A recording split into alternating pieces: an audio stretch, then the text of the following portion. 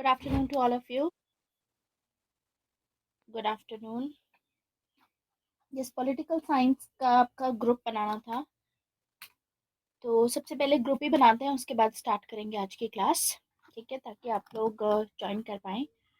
वैसे मैं discussion forum में क्लास खत्म होने के बाद में आपको दोनों ही लिंक्स दे दूंगी, ठीक है। इसका भी लिंक मिल जाएगा आपको इंग्लिश में, अगर आप ज्वाइन करना चाहते हैं इंग्लिश में भी ज्वाइन कर सकते हैं, क्योंकि वहाँ पर आंसर राइटिंग सेशन रेगुलरली चल रहा है। सो फॉर दो स्टूडेंट्स स्पेशली जो लोग अपने आंसर्स लिख करके सबमिट करना चाहते हैं उस ग्रुप में कर सकते हैं, क्योंकि बहुत सारे बच्चे हैं उन लोगों ने ऑलरेडी आंसर्स लिखा हुए हैं अपने and they have improved a lot, तो वो लोग आपको थोड़ा गाइड भी कर पाएंगे अच्छे से। बट इस बैच के लिए अलग से ग्रुप हम बना देते हैं। Wait a minute. Batch number 7 PSIR।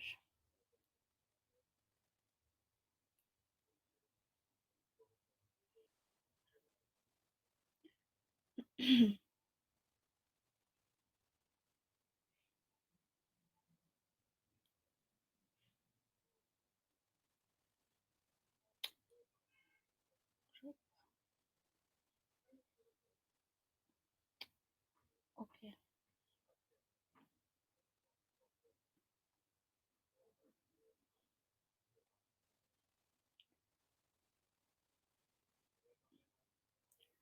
I'll share the link. Please text me on Ashna Sisodia _unacademy. One or two students, if they'll text me, I'll make a group that way. Because I think I have to join first of all. I have to make someone part of it group. Part of it. That's why. बाकी कल मैंने आपको अपना Telegram address दिया ही था, तो वहाँ पर आप मैसेज कर दो, नहीं फिर तो बाद में मैं ग्रुप लिंक बना करके आपको दे दूँगी। Is anyone texting? Okay, I got it from Ravi. ठीक है, अभी ग्रुप बन जाएगा।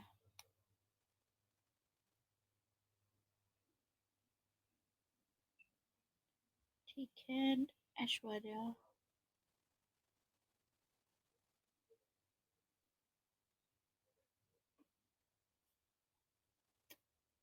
PSIR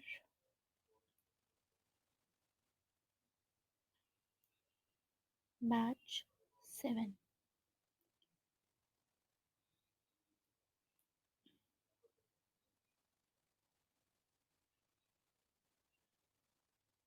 Okay.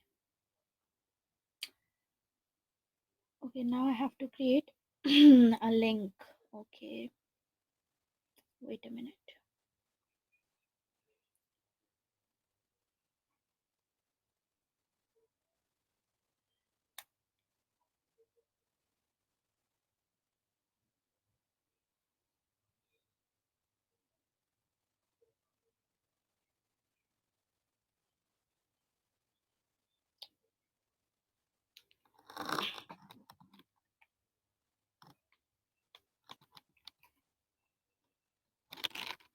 ओके, स्टार्टिंग में मैं फ्लो चार्ट आपको बना करके दिखाई दूंगी, ताकि आपको आइडिया हो जाए कि कैसे बनाना है।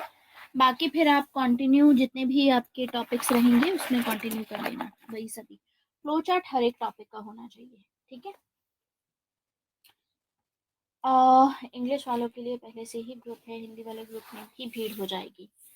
भीड़ क्यों हो जाएगी? हिंदी वाले ग्रुप में हमारा देखो, हमारे जो टॉपिक्स चल रहे होंगे तो आप डायरेक्टली वहाँ पे भी पूछ सकते हो, इफ यू वांट इंग्लिश में भी पूछ सकते हो, कोई इशू नहीं है। लेकिन हिंदी का जो नोट्स के लिए होगा, हिंदी नोट्स के लिए अलग से group I make, so that I can work with the students for Hindi notes, ठीक है। मुझे 1 मिनट दो, मैं AC टर्न ऑन कर देती हूँ, wait.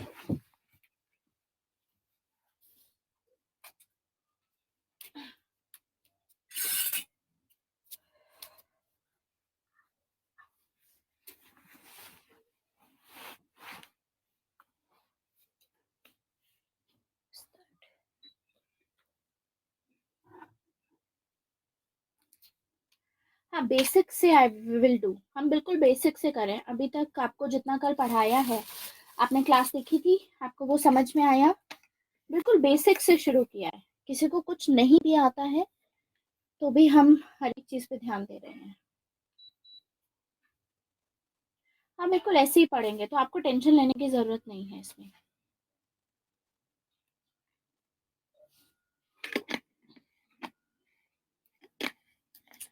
I am just posting that, wait. आपका जो डिस्कशन फॉरम है जहाँ से आप पीडीएफ्स डाउनलोड करेंगे,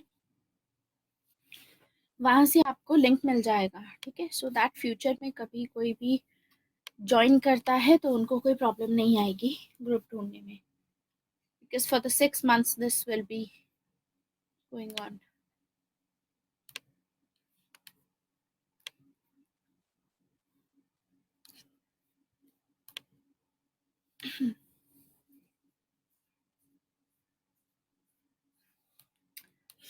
ओके वेट, इंग्लिश का लिंक भी देना है ना? दोनों का दे दूंगी मैं, एक बैच 6 का एक बैच नंबर 7 का, दोनों ग्रुप के link I will give you. Wait a minute, let me post it.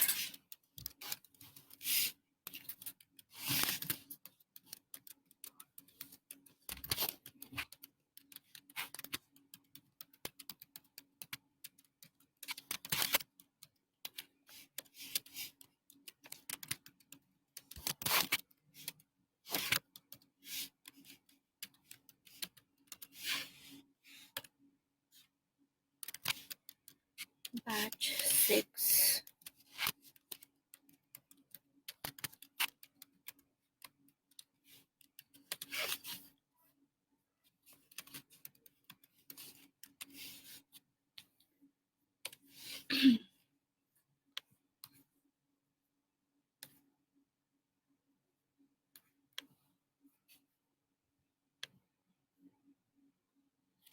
Batch 6 में ऑलरेडी 114, ओके 114 है।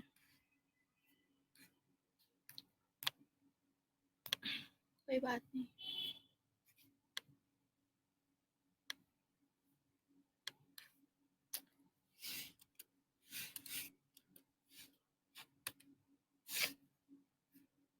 Okay, I posted the links. आप डायरेक्टली उन लिंक्स पे अगर आप क्लिक करेंगे तो आप डायरेक्टली ग्रुप में ऐड हो जाएंगे, ठीक है? तो ये मैंने पोस्ट कर दिया है। लेट मी सी प्लेटो को कितने टॉपिक्स में, there is a doubt clearing session. Okay, कल डाउट क्लियरिंग सेशन है, मतलब हमें कल तक प्लेटो खत्म करना होगा, उसी हिसाब से फिर आई टेक द क्लास। ठीक है, हो जाएगा, नो इश्यूज।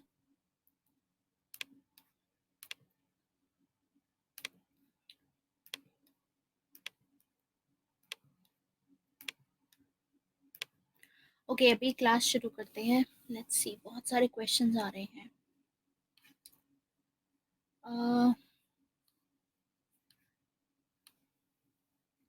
प्लेटो का भी एक बार फ्लो चार्ट, ओके प्लेटो का आई विल डू दैट।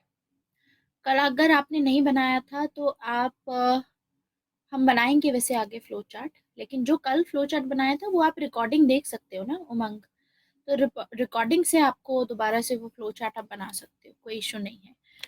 जो भी लोग आज नए हैं प्लीज अपना पेन एंड पेपर साथ में लेकर के बैठेंगे, क्योंकि आपको साथ साथ फ्लो चार्ट बनाना होगा, ठीक है? फ्लो चार्ट यानी जो भी आपके सिर्फ कीवर्ड्स लिखने होंगे, बाकी सिर्फ आप टॉपिक को समझेंगे। एक दो चीजें जो इम्पोर्टेंट होंगी वो आप लिख सकते हो, अदरवाइज सारी चीजें लिखने की जरूरत नहीं है, क्योंकि जो चीजें मैं लिख रही हूँ क्लास में, आपका जो बोर्ड पे लिखा जा रहा है, इसकी भी पीडीएफ अब आप डाउनलोड कर सकते हो। तो अब रिवाइज करने के लिए आप वहां से भी रिवाइज कर सकते हो इफ़ यू वांट, क्योंकि मैं ज़्यादा फ्लो चार्ट नहीं बनाऊंगी क्लास में, काफ़ी टाइम लगता है क्योंकि हमको टॉपिक कंप्लीट करना होता है, ठीक है? आज भी वीडियो लैग हो रही है, वीडियो अगर लैग हो रही है, वेट, अभी तो लैग नहीं होनी चाहिए क्योंकि स्पीड इज फाइन। एक्चुअली ना गिव मी 2 days, मैंने अप्लाई किया है फॉर द अनदर वाईफाई, उनका शायद बेटर स्पीड है। एक्चुअली मेरे सेक्टर में थोड़ा प्रॉब्लम थी पहले वाईफाई से related, so I have applied that. तो आज तक लग जाना चाहिए। दे टोल्ड मी कि सैटरडे तक हो जाएगा, तो आगे आपको प्रॉब्लम नहीं आएगी, फिर उसमें स्पीड हाई रहेगी। टेलीग्राम लिंक नहीं मिला है नगमा, मैंने आपके अपडेट फॉरम में ना, जहाँ पर हम अपडेट करते हैं, डिस्कशन फॉरम होता है हमारा, जहाँ पर नोट्स होते हैं, वहाँ पर मैंने डाल दिया है, ठीक है। और फिर भी अगर आपको नहीं मिल रहा है तो please text me on Aashna Sisodia at the, wait let me write it, मैं इसको पिन कर देती हूँ यहाँ पर, या फिर मैं आपको यहाँ पर भी दे देती हूँ लिंक। अच्छा ये लिंक है, बैच 6 का लिंक है, बैच 7 का लिंक यहाँ पर भी पेस्ट कर देती हूँ, वेट।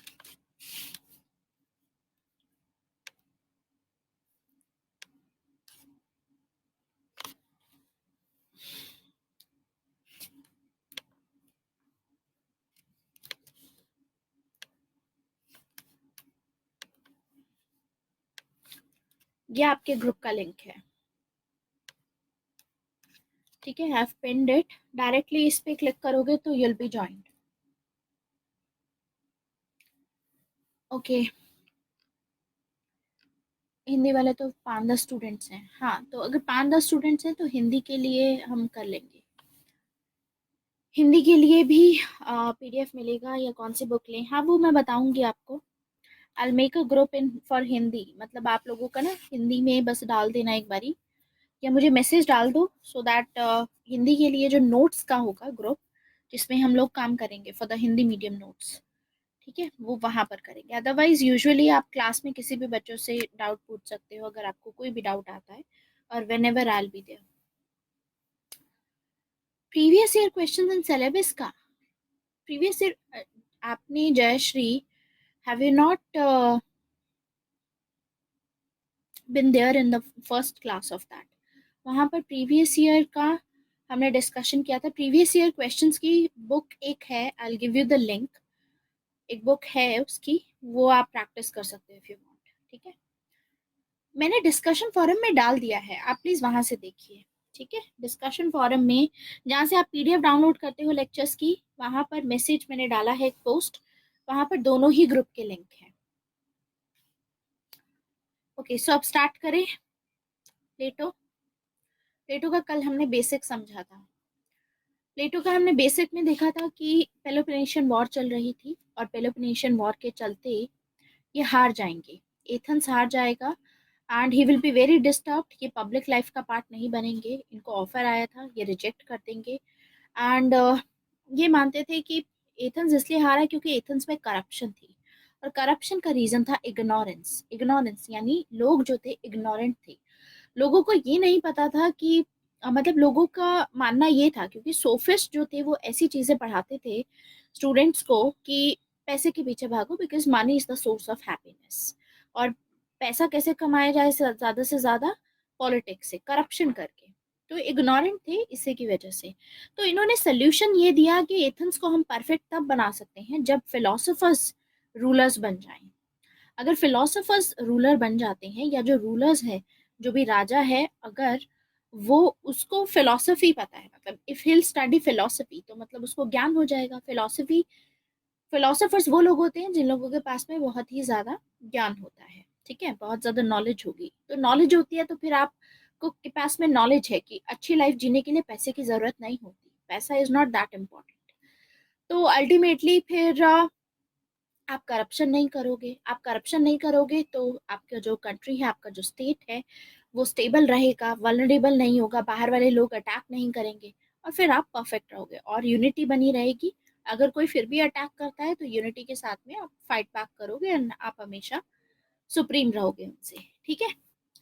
तो ये प्लेटो का कहना था, लेकिन प्लेटो की लाइफ में हमने देखा कि सोक्रेटिस को एग्जीक्यूट किया गया 399 बीसीई में, इनको एग्जीक्यूट किया गया। थ्योरी ऑफ नॉलेज हमने सोक्रेटिस की कवर कर ली, और सोक्रेटिस का कहना था कि दो टाइप की नॉलेज होती है, type 1 knowledge and type 2 knowledge.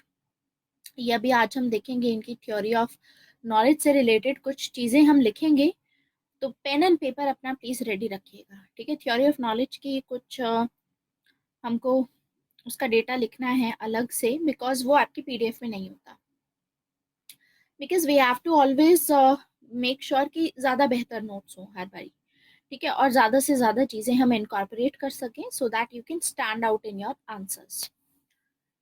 तो इनके एग्जीक्यूशन का रीज़न था because he was corrupting the mind of the youth, ऐसा बोला गया। और सोफिस्ट जो थे वो डेमोक्रेटिक गवर्नमेंट का पार्ट थे। ये भी रीज़न है कि आगे देखेंगे कि Plato will hate democracy. Plato democracy के सख्त खिलाफ होंगे, इसीलिए प्लेटो डेमोक्रेसी के फेवर में नहीं होंगे और प्लेटो फेवर करेंगे मोनार्की को। मोनार्की को, जहां पर एक ही पर्सन के पास में पावर होती है, ठीक है। डेमोक्रेसी में क्या बहुत सारे लोगों के पास में होती है, democracy is like that, representative democracy, और ये सब चीजें हम आगे देखेंगे। तो मोनार्की में राजा रूल करेगा, तो यानी ऐसे पॉलिटिकल सिस्टम को प्रमोट करते हैं जहां पर राजा रूल करे। वो राजा जो कि फिलोसोफर होगा, क्योंकि सारे डिसीजन उनके हाथ में होंगे लेने। वो करप्शन करेंगे नहीं ऐसी चीज, क्योंकि उनको रियलिटी पता होगी लाइफ की।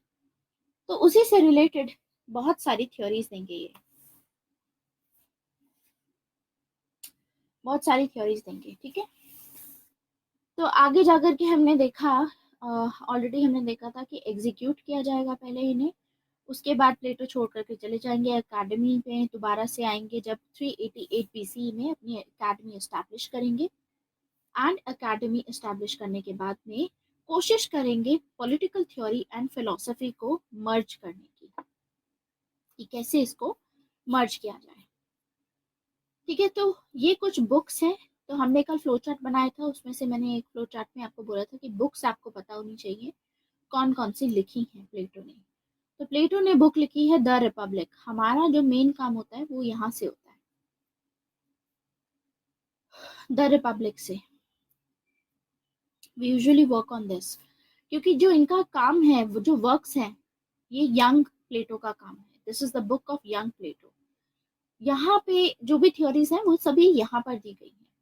देन जो मेच्योर प्लेटो का काम है दैट इज द लॉज। तो एक बुक लिखी है द रिपब्लिक, एक बुक है द लॉज, एंड एक बुक है द स्टेट्समैन। स्टेट्समैन एक बुक ये है।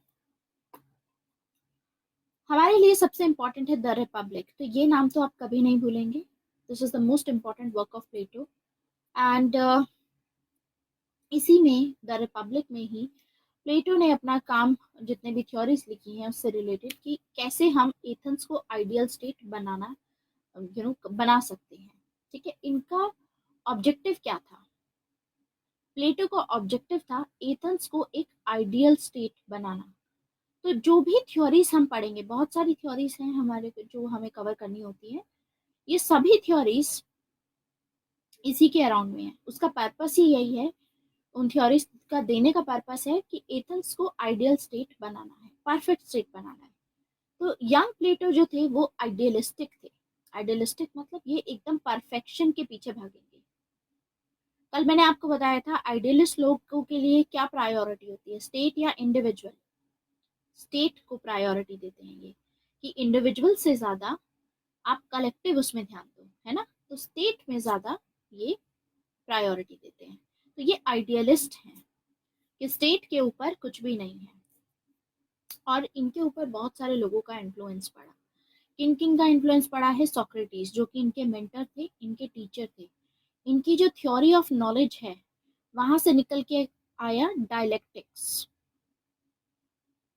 डायलेक्टिक्स, तो ये मेथोडोलॉजी यहाँ से प्लेटो ने उठाई, ठीक है। और इनको इनफैक्ट एग्जीक्यूट किया गया था, तो ही हेटेड डेमोक्रेसी आल्सो। एंड दूसरा इन्फ्लुएंस है पाइथागोरस। ये वही पाइथागोरस है जिसके पाइथागोरस थ्योरम जो हम पढ़ते हैं मैथमेटिक्स में। तो पाइथागोरस ने सिर्फ मैथमेटिक्स में अपनी थ्योरीज नहीं दी थी, इनफैक्ट इन्होंने अपनी थ्योरी ऑफ यूनिवर्स भी दी थी। थ्योरी ऑफ यूनिवर्स, अपनी थ्योरी ऑफ यूनिवर्स में पाइथागोरस ने बोला कि ये जो यूनिवर्स है इसके दो कंपोनेंट्स हैं, एक है फिजिकल कंपोनेंट, एक है स्पिरिचुअल कंपोनेंट। मतलब एक जो चीजें आप छू सकते हो, physical is something like that, जैसे मटीरियलिस्टिक, और स्पिरिचुअल होता है सोल से रिलेटेड। ठीक है, तो एक फिजिकल कंपोनेंट है यानी बॉडी, और स्पिरिचुअल हो जाएगा आपका सोल, ये बोला। ठीक है, हाँ, बाहरी और आंतरिक ये बोल सकते हो आप। ठीक है, फिजिकल और ये सब भी बोला जा सकता है, तो फिजिकल एंड स्पिरिचुअल। अब मुझे ये नहीं पता कि इसको लिटरली स्पिरिचुअल को आप यही लिखोगे, आंतरिक लिखोगे कि नहीं, ये सभी हम देखेंगे। विल गो फॉर आपने उमंग पढ़नी शुरू की अपनी हिंदी मीडियम की, इग्नू, इग्नू में ये सब चीजें लिखी हुई होंगी, एटलीस्ट टर्मिनोलॉजीज, तो वो आपको टर्मिनोलॉजीज रिप्लेस करनी है, बाकी सब अंडरस्टैंडिंग तो यहाँ से रहेगी आपकी। ठीक है, तो यूनिवर्स के दो कंपोनेंट्स हैं। अब इनसे इन्फ्लुएंस होकर के इन्होंने बोला थ्योरी ऑफ सोल्स दी है प्लेटो ने। पाइथागोरस से इन्फ्लुएंस होकर के प्लेटो ने भी डिवीजन किया कि ये जो वर्ल्ड है दो चीजों में डिवाइड होता है, किसी भी ह्यूमन बीइंग का जो भी एस्पेक्ट होता है, एक तो होती है उसकी बॉडी और दूसरी होती है उसकी सोल। ठीक है, आत्मा, बॉडी एंड सोल। एंड इसके बेसिस पे ये बोलेंगे कि जो बॉडी होती है ये इस वर्ल्ड से बिलोंग करती है, बॉडी तो मरने के बाद में खत्म हो जाएगी, राइट, लेकिन जो सोल होगी, सोल इज परमानेंट, सोल को डिस्ट्रॉय नहीं किया जा सकता। तो उसके बेसिस पे अपनी थ्योरी ऑफ सोल देंगे। ये सब चीजें जितनी भी थ्योरीज आज हम पढ़ेंगे, ये सभी थ्योरीज प्लेटो का देने का रीजन यही था। इसका पर्पस आप देखोगे एट द एंड कि एक चीज को एक्सप्लेन करने के लिए दूसरी चीज आएगी और फिर उसको एक्सप्लेन करना पड़ेगा इनको, जस्टिफाई करने के लिए। वो बताएंगे कैसे। तो एक तो पाइथागोरस का इन्फ्लुएंस है, दूसरा है हर्सेलाइटस। हर्सेलाइटस भी एथेंस में उस टाइम पे वहां पर रहते थे, इन्होंने अपना चेंज दिया था, कॉन्सेप्ट ऑफ चेंज। इनका कॉन्सेप्ट ऑफ चेंज में था कि इस दुनिया में कोई भी चीज है परमानेंट नहीं रहती, हमेशा चेंज होता है। Change is the permanence, change is something which is permanent, हमेशा चेंज ही होता रहेगा। जैसे आगे अभी दिन है तो रात हो जाएगी, रात है तो दिन हो जाएगा, लेकिन चेंज होता रहता है। फिर एक और थे, इनका भी इन्फ्लुएंस पड़ा, वो इज प्रामिनिडिस। इनका कहना था, इन्होंने एक कॉन्सेप्ट दिया, कॉन्सेप्ट ऑफ परमानेंस। परमानेंस का मतलब होता है कि कुछ चीजें ऐसी होती हैं वर्ल्ड में जो परमानेंट रहती है, यूनिवर्स में कुछ चीजें परमानेंट भी हैं। ऐसा नहीं है कि सिर्फ चेंज ही होता रहता है, कोई चीज परमानेंट नहीं है, परमानेंट भी है कुछ चीजें। तो ये अलग अलग लोग थे, इन इन लोगों का इन्फ्लुएंस पड़ा उनके ऊपर, एंड उसके बेसिस पे फिर वो थ्योरीज देंगे। ठीक है, समझ में आया। अब क्वेश्चन पूछा जा रहा है डायलेक्टिक्स क्या होता है, अभी बताती हूँ आपको, क्योंकि मेरे को पहले मेथोडोलॉजी डिस्कस करनी है कि मेथोडोलॉजी क्या थी। तो कल हमने बनाया था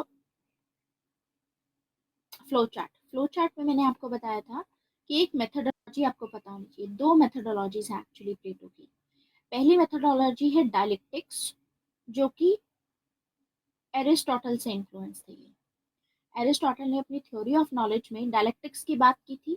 डायलेक्टिक्स मतलब डायलॉग, मतलब डिबेट कीजिए। ठीक है, डिबेट और डायलॉग,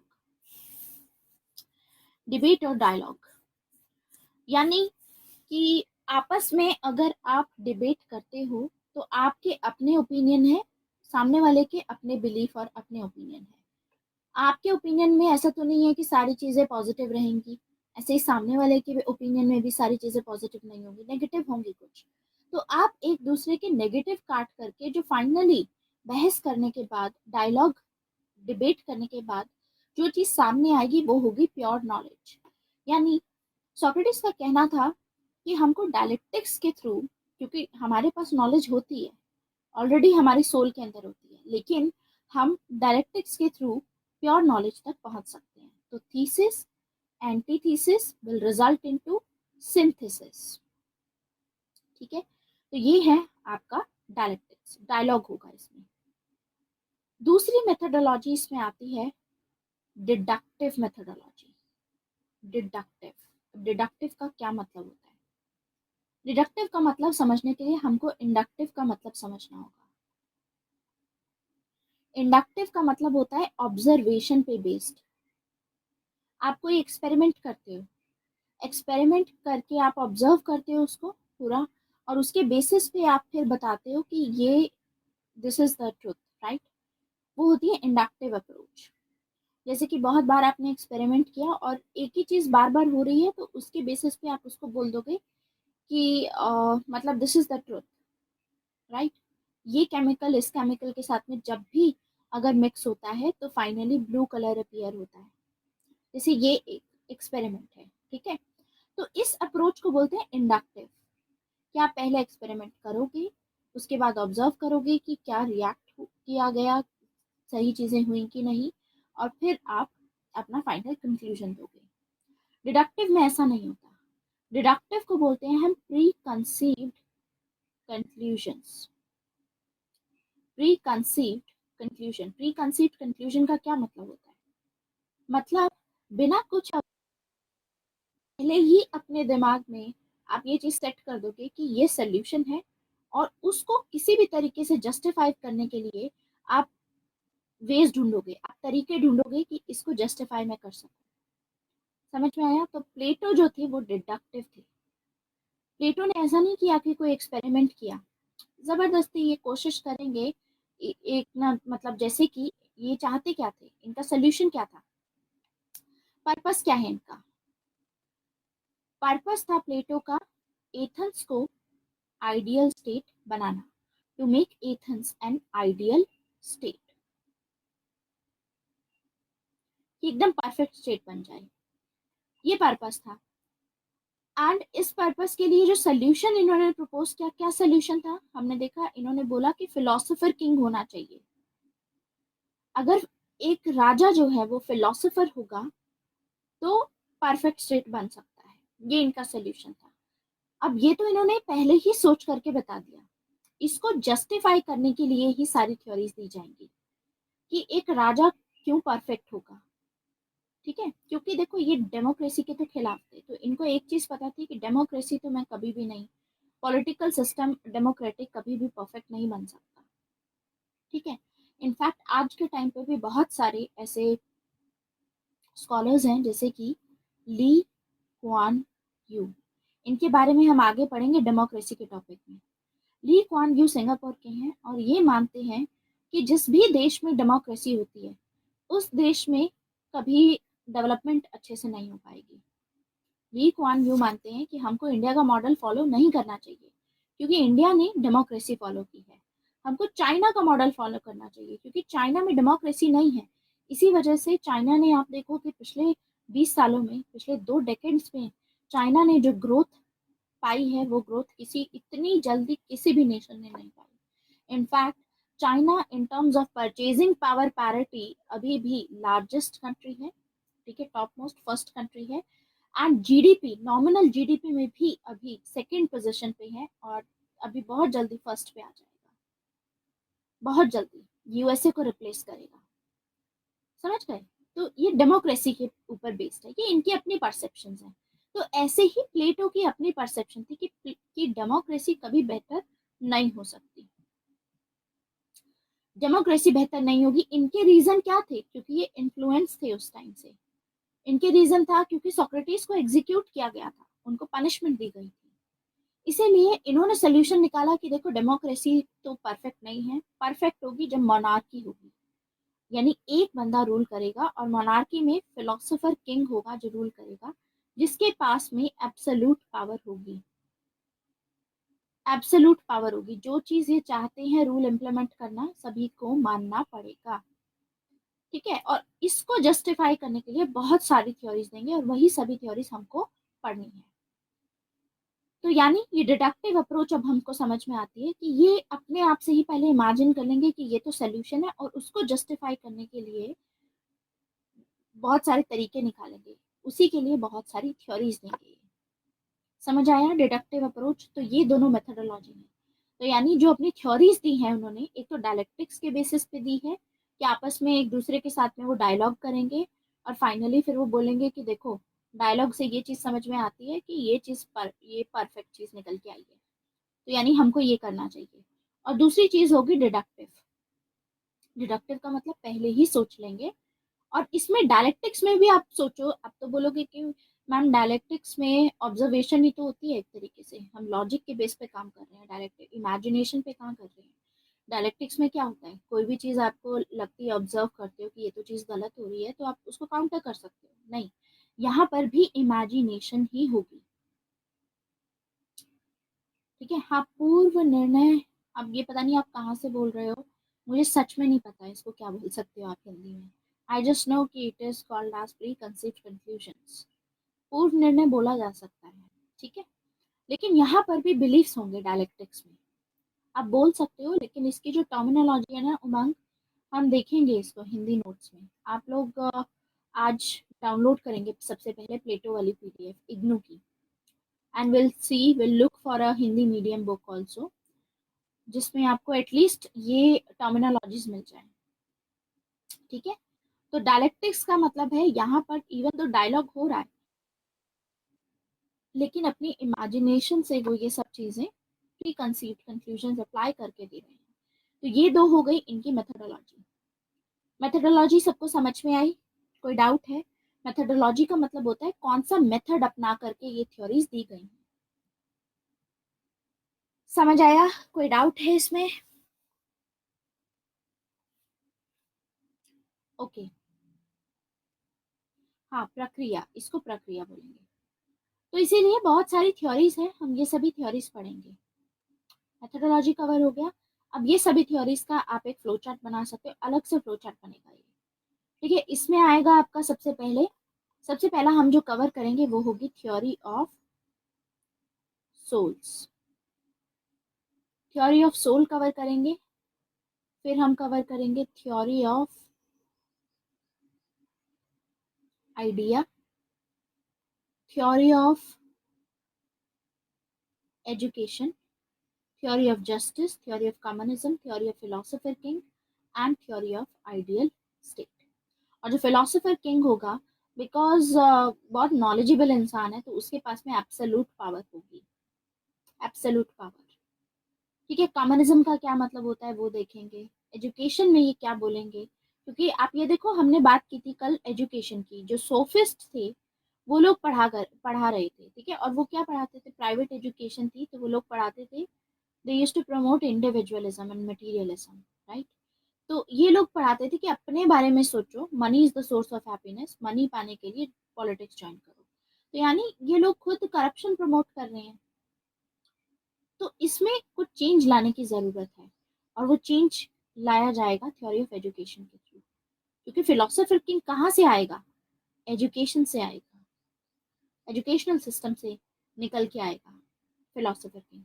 तो पहले उन्होंने बता तो दिया कि फिलोसोफर्स जब रूलर्स होंगे तब होगा सब कुछ, बाद में जस्टिफाई करने के लिए ये सभी थ्योरीज दी जाएंगी।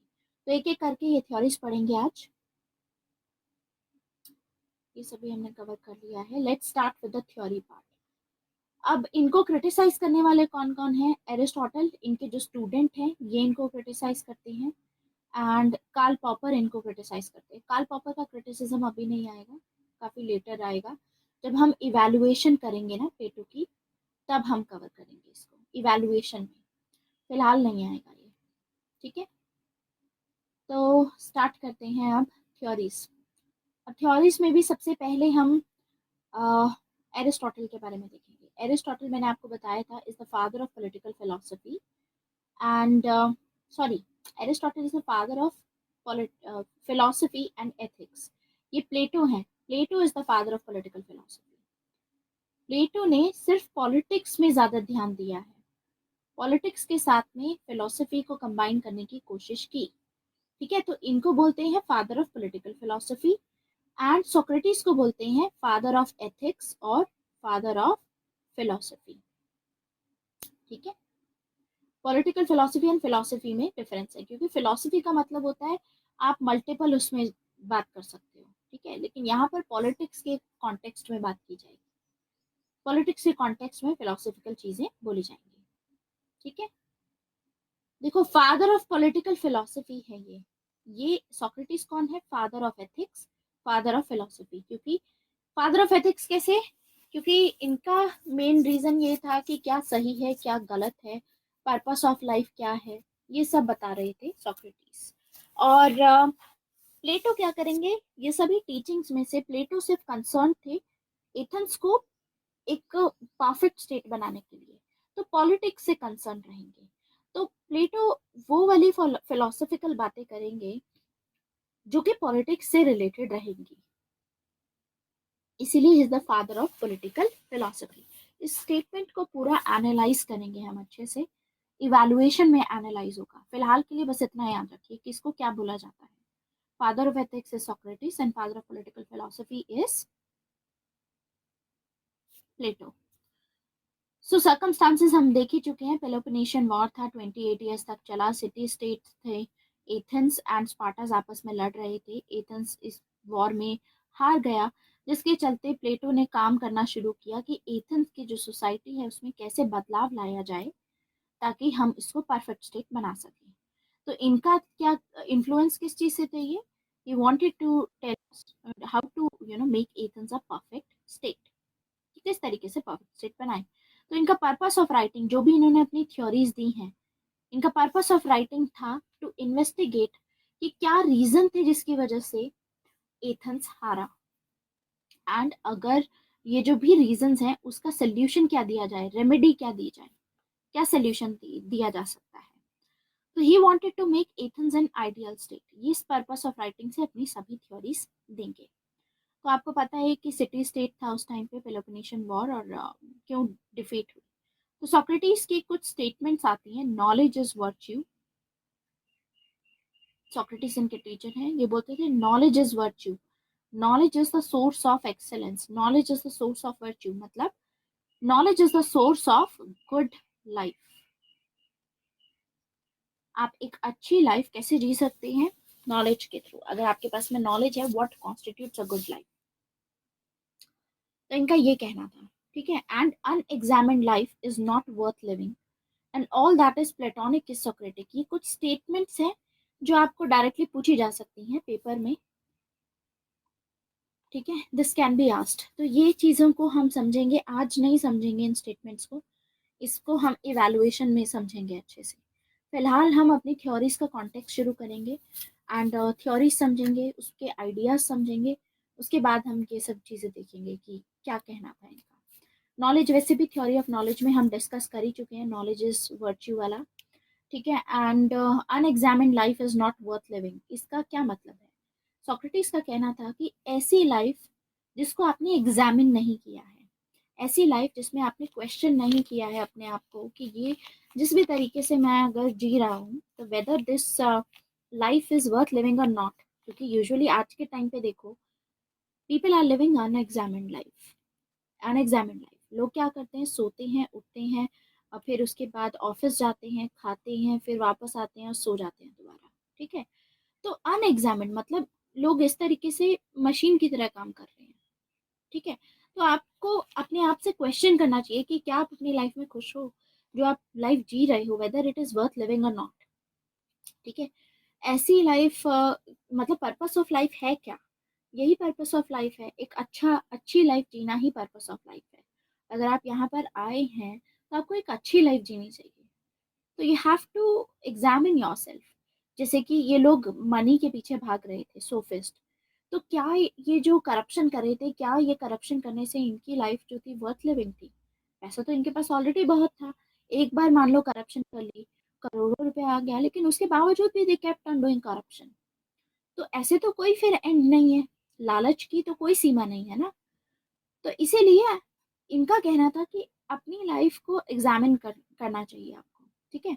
और ऐसा भी बोला जाता है प्लेटो की जितनी भी थ्योरीज हैं, ये सभी थ्योरी सोक्रेटिस की हैं, ठीक है। तो ऐसा बोला जाता है all that is platonic is Socratic, ठीक है। लेकिन ऐसा नहीं है, क्योंकि प्लेटो ने बहुत सारी ऐसी थ्योरीज दी हैं जो कि दूसरे लोगों से भी इन्फ्लुएंस थी, जैसे कि पाइथागोरस, हर्सिलाइटस, पार्मेनिडस, ये सभी नाम मैंने अभी लिए थे, आपको इन्फ्लुएंसेस बताए थे। तो ऐसा नहीं है कि सारी बस सोक्रेटिस से ही इन्फ्लुएंस होकर के सब कुछ दे डाला इन्होंने अपनी थ्योरीज। तो ये स्टेटमेंट सही साबित नहीं होगी, that all that is platonic is Socratic. इसको डिटेल में देखेंगे आगे। फिलहाल बस इतना समझ लीजिए, इसके मीनिंग समझ लीजिए, ठीक है। मेथोडोलॉजी हम देख चुके हैं, डिडक्टिव एंड डायलेक्टिकल। डिडक्टिव का मतलब होता है प्री कंसेप्ट कंक्लूजन, इसका मतलब होता है लॉजिकल आर्ग्यूमेंटेशन, आर्ग्यूमेंट करोगे। तो सोक्रेटिक का मेथड डायलेक्टिक्स का हम देख चुके हैं, और सोक्रेटिस मानते थे कि virtue is the excellence of happiness, मतलब आप अपनी एक्सीलेंस मतलब सही लाइफ, एकदम हैप्पी लाइफ कैसे जी सकते हो। तो सोक्रेटिस जो थे, he was very wise and very great also, लेकिन ये एक्सेप्ट करते थे कि इनको भी सब कुछ नहीं पता है, ही डजंट नो एवरीथिंग। ठीक है, कि ये मानते थे कि देखो मुझे थोड़ी बहुत नॉलेज है, लेकिन at the same time even I am ignorant, मुझे भी पूरी नॉलेज नहीं है। ठीक है, नॉलेज इज वर्च्यू, यस, ये इन्होंने कहा था। ठीक है, and even though he was the wisest man, उसके बावजूद इन्होंने एक्सेप्ट किया ये चीज। तो मैंने कल आपको बताया था कि जो सोक्रेटिस से पहले जो थिंकर्स एग्जिस्ट कर रहे थे उनको हम बोलते थे फिजिसिस्ट। फिजिसिस्ट ये कोशिश कर रहे थे यूनिवर्स की फिजिकल प्रॉपर्टीज को कैसे समझ पाए। ठीक है, तो कुछ ऐसे स्कॉलर्स थे जो एक्सप्लेन करते थे यूनिवर्स को on the basis of fire, water, air, कि ये फंडामेंटल्स है यूनिवर्स के, कि पूरा जो यूनिवर्स है इन्हीं तत्वों से बना है। ठीक है, इन एलिमेंट से बना है। तो सोक्रेटिस ने लेकिन ये बोला, इनका जो एरिया ऑफ स्टडी था वो थोड़ा डिफरेंट था।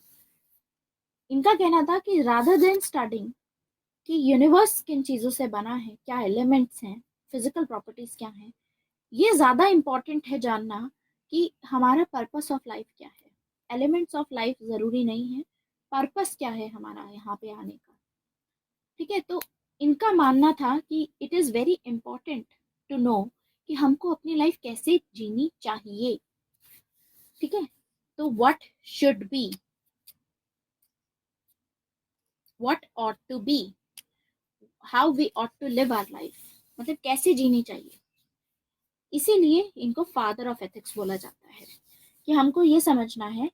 एंड सोक्रेटिस इसीलिए बोलते थे नॉलेज इज वर्च्यू, कि हमको किस चीज में फोकस करना है, हमको व्हाट इज में फोकस नहीं करना है, हमें फोकस करना है how we ought to live, मतलब जो रियलिटी है, जो चल रहा है, जैसे कि आज के टाइम पे करप्शन चल रही है, उस पर फोकस मत करो, हमेशा इम्प्रूव करो। हमें इस पर्सपेक्टिव से जीना चाहिए कि इसको कैसे बेहतर बनाया जा सकता है, एक ह्यूमंस को कैसे आइडियल लाइफ अपनी जीनी चाहिए।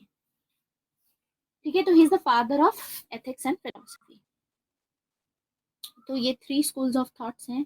एक होता है रिलीजन, जो रिलीजन के बेस पे गॉड का बेसिस लेकर के सब चीजें एक्सप्लेन करने की कोशिश करेंगे।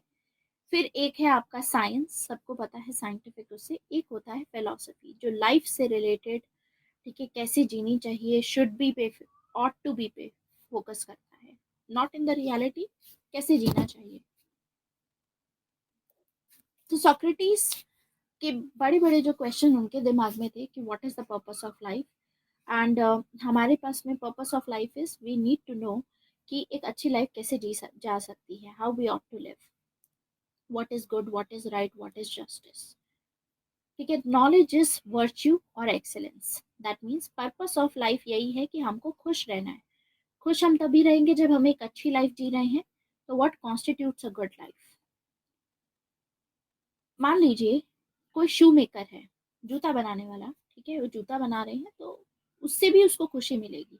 ऐसा नहीं है कि सिर्फ पैसा कमाने से ही, पैसा है आपके पास में, करप्शन करे तो उसी से खुशी मिलेगी। शू maker can also be happy.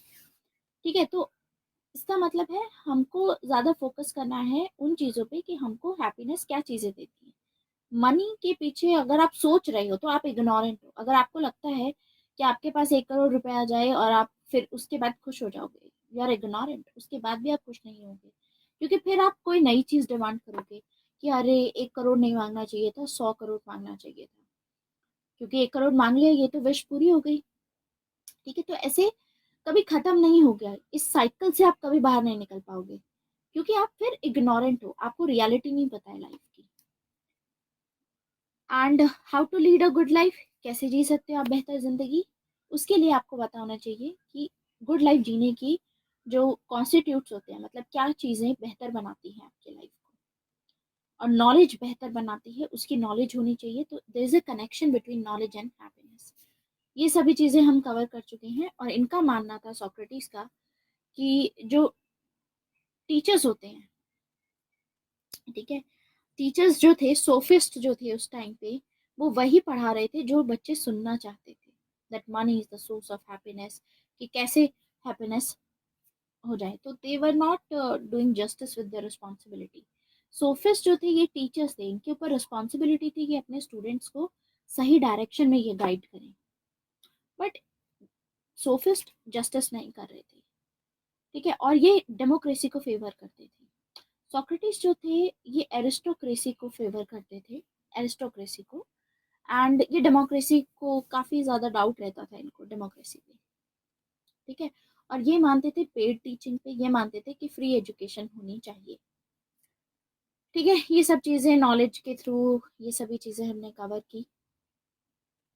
उसके बाद इनका जब ट्रायल किया गया इम्पिटी एंड करप्शन की वजह से, तो फिर प्लेटो, आपको पता है प्लेटो डेमोक्रेसी हेट करेंगे। प्लेटो मानते थे कि democracy is a mob rule.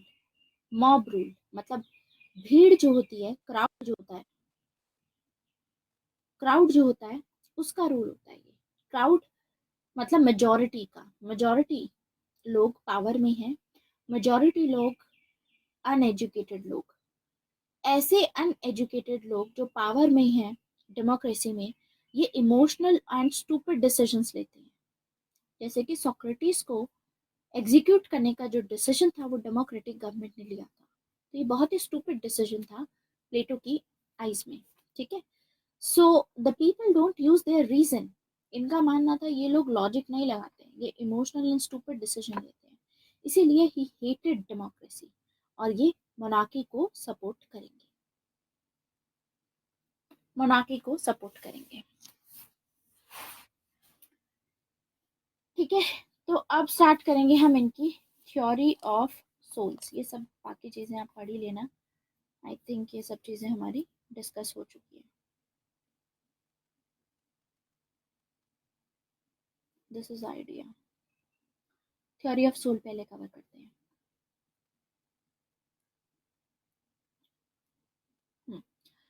प्लेटो की थ्योरी ऑफ सोल में क्या था, देखो ये पाइथागोरस से इन्फ्लुएंस थे। जैसे पाइथागोरस ने अपनी थ्योरी ऑफ यूनिवर्स दी कि दो कंपोनेंट होते हैं, physical and spiritual component universe का, वैसे ही प्लेटो ने बोला कि हमारी पर्सनालिटी के, मैन की पर्सनालिटी के भी दो कंपोनेंट्स होते हैं। देर आर टू कंपोनेंट्स, दो कंपोनेंट्स होंगे, एंड एक होगा physical which is the body component, and दूसरा है spiritual that is the soul component. अब जो बॉडी है, बॉडी तो इज टेम्परेरी, नष्ट हो जाएगी, सोल परमानेंट है। और इनका मानना था कि एक बार ह्यूमन अगर मर जाते हैं, ठीक है, ह्यूमंस, तो एक बार सोल अगर बॉडी को छोड़ करके चली जाती है, तो बॉडी, ये जो सोल होती है कहाँ जाती है, सोल जाती है किंगडम ऑफ गॉड में, यानी हेवन में जाती है। और हेवन को कैसे इन्होंने बताया, हेवन इज समथिंग, देखो इमेजिनेशन में हो रहा है ये, ठीक है, इनकी ये सोच रहे हैं ऐसा। तो इनका मानना था कि जब यहाँ से निकल के जाएगी बॉडी इस वर्ल्ड से, तो जाएगी हेवन में, और स्वर्ग में यानी हेवन में सब चीजें परफेक्ट हैं, ठीक है। तो जब सोल यहाँ से निकल करके हेवन में जाती है, तो वहां सोल देखती है कि हर चीज परफेक्ट है। तो it looks at the perfect manifestation of different things, मतलब परफेक्ट एप्पल्स होंगे, परफेक्ट एकदम पीस रहेगा वहां पर, और परफेक्ट ट्रीज होंगे, कोई भी मतलब प्रॉब्लम नहीं होगी वहां पर, ठीक है। लेकिन फिर ये बोलते हैं कि अब जब इस सोल का रीबर्थ होता है, जब ये सोल वापस आती है इस वर्ल्ड में, दो वर्ल्ड है, दो वर्ल्ड है, एक है फिजिकल वर्ल्ड, फिजिकल वर्ल्ड को बोलते हैं ये world of matter, world of matter और world of appearance. Physical world मतलब मटेरियलिस्टिक वर्ल्ड, जहाँ पे चीजें आप छू सकते हो, देख सकते हो, that is world of matter and appearance, that is physical world. दूसरा वर्ल्ड होता है स्पिरिचुअल वर्ल्ड, इसको बोलते हैं world of essence, world of essence. और world of idea, world of ideas, क्योंकि ये चीज परमानेंट होती है। जैसे सोल होती है, इनका कहना था कि सोल यहाँ से बिलोंग करती है, वर्ल्ड ऑफ एसेंस से बिलोंग करती है। ठीक है, तो यानी जब ये सोल हेवन से वापस रीबर्थ होगा, आएंगी, एंड वापस आकर के जब रीबर्थ होगा तो दे विल सी कि हमारा जो फिजिकल वर्ल्ड है, यानी जिस वर्ल्ड में आज हम रह रहे हैं, आप जहां पर ये क्लास देख रहे हो, that is the physical world, कि इस वर्ल्ड में दिस इज एक्चुअली टेम्परेरी, लेकिन ये वर्ल्ड इम्परफेक्ट है, यहाँ पर चीजें परफेक्ट नहीं है। तो इस वर्ल्ड में आने के बाद वही सोल जो पहले हेवन में गई थी, दैट सोल विल रिकलेक्ट, वो सोल रिकलेक्ट करेगी कि व्हेन आई वाज देयर, मतलब अंदर ही अंदर, कि जब मैं वहां पर थी, तो उसको पता चलेगा डिफरेंस, कि वो परफेक्ट थी और यहाँ पर जो इस फिजिकल वर्ल्ड में हमको दिखता है ये इम्परफेक्ट है। लेकिन प्लेटो का कहना है कि जो हर सोल होती है, अपनी सोल की थ्योरी में बोलते हैं कि हर एक सोल नहीं याद कर पाती कि क्या चीजें परफेक्ट है। ठीक है, every soul is not equally capable to recollect, that means Plato क्या बोल रहे हैं, प्लेटो कह रहे हैं कि नेचुरल इनइक्वालिटीज एग्जिस्ट करती हैं, नेचुरल इनइक्वालिटीज एग्जिस्ट करती हैं, मतलब कुछ लोग होते हैं जो सुपीरियर होते हैं, कुछ लोग होते हैं जो इंफीरियर होते हैं। समझ में आ रहा है आपको? Some people are superior, some are inferior. कुछ लोग सुपीरियर हैं, कुछ लोग ज्यादा इंटेलिजेंट हैं, कुछ लोग इंटेलिजेंट इतने नहीं है। तो इनका मानना था प्लेटो का कि जिन लोगों के पास में रीजन है, मतलब जो ज्यादा रिकलेक्ट कर सकते हैं, जो लॉजिक अप्लाई करके, जिनको पता है कि अच्छा ये चीज सही है और ये चीज गलत है, वो लोग फिलोसोफर्स बनेंगे। वो लोग अगर रूल करेंगे तो उन लोगों को ज्यादा पता होता है, क्योंकि ये जिनके पास रीजन होता है ये ज्यादा रिकलेक्ट कर पाते हैं, मतलब इनको ज्यादा याद रहता है, इनको ज्यादा बातें पता होती हैं कि परफेक्ट क्या था जब हम हेवन में गए थे, तो परफेक्ट क्या चीज थी, परफेक्ट आइडिया क्या था। बाकी जो इंफीरियर सोल्स होती है इनको याद नहीं रहता है, तो इसीलिए हमेशा सुपीरियर सोल्स को ही राजा बनाना चाहिए, ऐसा इन्होंने बोला। तो नेचुरल इनइक्वालिटीज आ गई यहाँ पर। ये मान रहे हैं कि लोग क्वालिटी वाइज डिफरेंट होते हैं। अब आगे कुछ स्कॉलर्स आएंगे, जैसे कि थॉमस हॉब्स पढ़ेंगे हम। थॉमस हॉब्स पहले ऐसे पॉलिटिकल थिंकर होंगे जो ये बोलेंगे कि जो ह्यूमन बींग्स होते हैं सभी क्वालिटी में डिफरेंट नहीं होते, सभी सेम होते हैं, ऑल मेन आर सेम। ये कहेंगे Thomas Hobbes, all men are same. ये हम आगे देखेंगे थॉमस हॉब्स में। लेकिन प्लेटो हो गए, एरिस्टोटल हो गए, मैकियावेली हो गए, ये हमारे नेक्स्ट दो टॉपिक हैं। ये तीनों ही मानते हैं कि नेचुरल इनइक्वालिटीज एग्जिस्ट करती हैं। कुछ लोग होते हैं जिनके पास में ज्यादा करेज होता है, उन लोगों के पास में रीजन होता है, कुछ लोगों के पास में सिर्फ एपेटाइट होती है, मतलब वो लोग अपने डिजायर्स पे कंट्रोल नहीं कर पाते हैं। ठीक है, तो ये कहना था इनका। तो every soul is not equally capable to recollect, जो लोग मैन ऑफ रीजन होते हैं सिर्फ वो लोगों को याद रहेगा कि क्या था। इसीलिए अगर हमको एथेंस को एक आइडियल स्टेट बनाना है, अब देखो सोल की थ्योरी देने का पर्पस क्या था, सोल की थ्योरी देने का पर्पस था कि इनको बताना था कि जो फिलोसोफर्स है उनको ज्यादा पता होता है। सिर्फ ये जस्टिफाई करने के लिए इन्होंने थ्योरी ऑफ सोल दी। इनका कहना था कि फिलोसोफर्स को ज्यादा पता है, क्योंकि फिलोसोफर्स के पास में रीजन होता है। अगर हमको एथेंस को एक आइडियल स्टेट बनाना है तो हमको एक ऐसे इंसान को रूलर बनाना होगा जिसके पास में रीजन है, जिसके पास में रीजन है। I tell you that. अब देखो, इन्होंने बोला कि हर एक सोल में, अब सोल तो सभी के पास में है, सारे ह्यूमंस के पास में, हर एक सोल के तीन कंपोनेंट्स होते हैं, यानी आप में भी वो तीन कंपोनेंट्स हैं, मुझ में भी वो तीन कंपोनेंट्स हैं। कंपोनेंट्स कौन कौन से हैं? एक है रीजन, करेज एंड एपिटाइट। ये तीन कंपोनेंट्स, तीन एलिमेंट्स हैं सोल के, ठीक है, reason, courage and appetite. Aptitude इसको हम बोलते हैं। एप्टीट्यूड के अकॉर्डिंग, जो भी चीज आपके अंदर डोमिनेंट है उसके अकॉर्डिंग आप अपना प्रोफेशन चुनिए, ऐसा बोलेंगे। इनका कहना है कि हर एक के पास में रीजन, करेज एंड एपेटाइट है, आप में भी है, मुझ में भी है। लेकिन देर आर पीपल, ये सभी सभी के अंदर में डिफरेंट डिफरेंट परसेंटेजेस में होता है। एपेटाइट का मतलब होता है पैशन, पैशन, टेम्पटेशन, टेम्पटेशंस, मतलब आप अपने डिजायर्स पे कंट्रोल नहीं कर पाते हो, दैट इज एपेटाइट। तो इनका कहना है रीजन मतलब जिन लोगों के पास में रीजन होता है, मतलब लॉजिक होता है, एकदम सोच समझ के ही डिसीजन लेते हैं, वाइज डिसीजन लेते हैं। ऐसा नहीं है कि अपने डिजायर्स, उनकी भी होंगी, इन लोगों की भी, कि हमको भी बड़ी गाड़ी चाहिए और ऐसा कुछ चाहिए, लेकिन ये अपने आप पे रोक लगाएंगे, ठीक है, they will control their appetite. इनके अंदर रीजन ज्यादा डोमिनेंट होता है। अब दो इंसान की बात करते हैं, एक है उमंग एंड एक है नमन, ठीक है।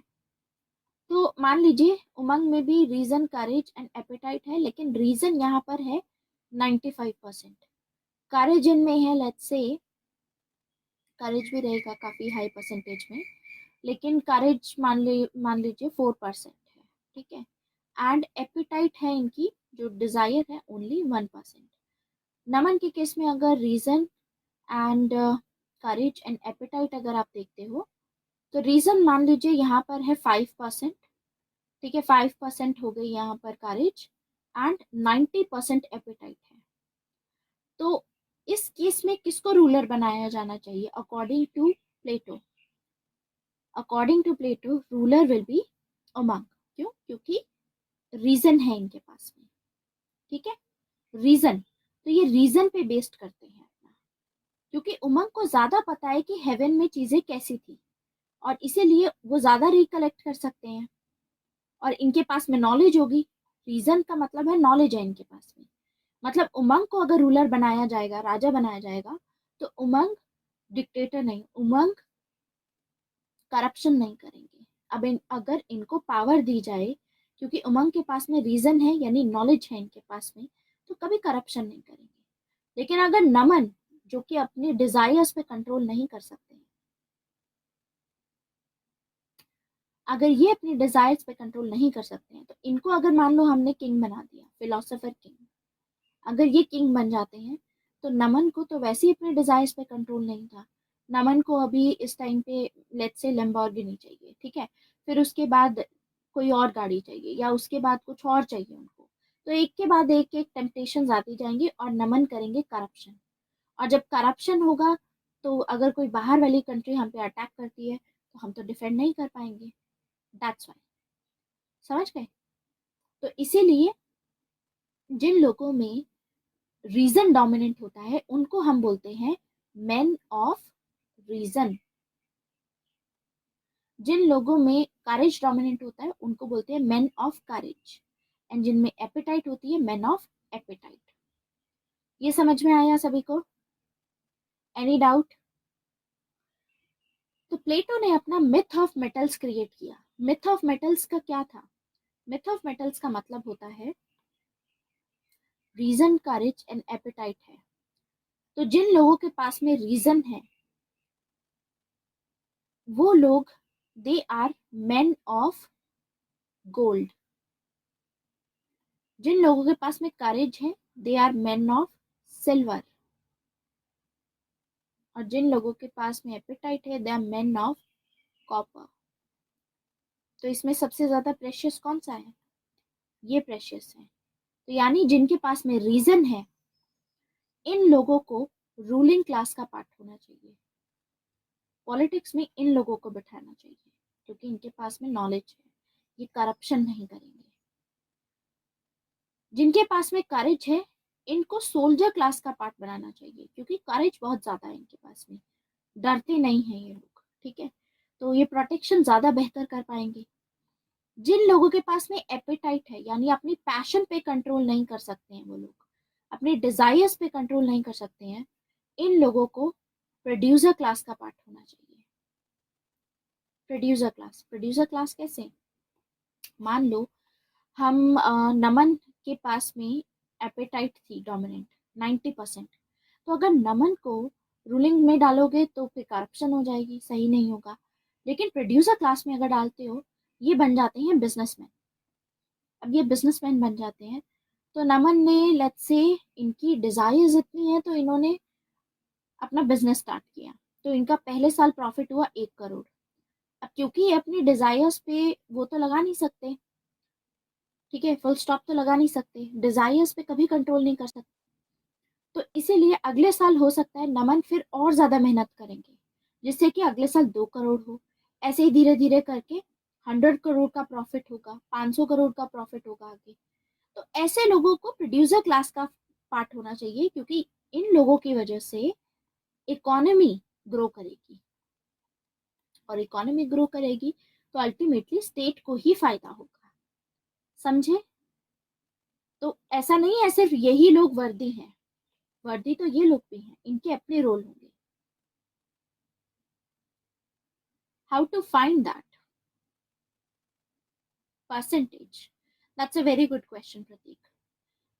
इसको फाइंड करने के लिए आती है हमारी नेक्स्ट थ्योरी। अब देखो आप ही ने खुद ही क्वेश्चन किया है कि सोल तो पता चल गई, चलो ठीक है कि फिलोसोफर्स बनने चाहिए क्योंकि उनके पास में रीजन है, लेकिन पता कैसे चलेगा कि कौन फिलोसोफर है, किसके में एपेटाइट ज्यादा है, किसके में करेज ज्यादा है? तो उसको जस्टिफाई करने के लिए अब दी जाएगी दूसरी theory which is theory of education. तो प्लेटो एक ऐसी स्कीम बताएंगे एजुकेशन की जिसको फॉलो करके आप ये पता लगा सकते हो कि किसको हमें रूलर बनाना चाहिए। इनफैक्ट रॉसू के अकॉर्डिंग, रॉसू एक टॉपिक है हमारा आगे, ये पॉलिटिकल थिंकर है, रॉसू बोलते हैं कि जो प्लेटो की थ्योरी ऑफ एजुकेशन है this is by far the best book on education, by far best book of education ever written in the history of mankind. Education, तो अब हम बात करेंगे थ्योरी ऑफ एजुकेशन की। ये चीजें आपको समझ में आई? थ्योरी ऑफ सोल, कोई डाउट है इसमें तो आप पूछ सकते हैं, ठीक है। धीरे धीरे करके हम बेस बनाएंगे, फिर उसको, अभी बिल्कुल बेसिक लेवल पे हम चल रहे हैं, इसको एडवांस लेवल पे लेकर के जाएंगे आगे। एडवांस लेवल पे जाएगा ये इवैल्यूएशन पार्ट में, क्योंकि इवैल्यूएशन पार्ट में हम लोग फोकस इस चीज पे ज्यादा करेंगे, अपना थियोरेटिकल एस्पेक्ट पे, स्टेटमेंट्स पे ज्यादा फोकस किया जाएगा। एंड फिर आपका आंसर राइटिंग सेशन पे इस पे फोकस किया जाएगा कि जब आंसर लिखना है तो टर्म्स कौन सी होनी चाहिए, क्योंकि अभी तो for the purpose of understanding I am telling you this, लेकिन साथ साथ I am telling you the terms also, लेकिन उसमें फिर थोड़ा ज्यादा हम टर्म्स पे ध्यान देंगे, ठीक है। अब डिस्कस करेंगे theory of education. Theory of education, तो थ्योरी ऑफ एजुकेशन में सबसे पहले चीज, प्लेटो को पता था कि जो इनके यहाँ पे एजुकेशन प्रोवाइड की जा रही है एथेंस में वो है प्राइवेट एजुकेशन, और इनके यहाँ पे पढ़ाया जाता था लिटरेचर, इंग्लिश, ये सभी चीजें, बस और कुछ नहीं।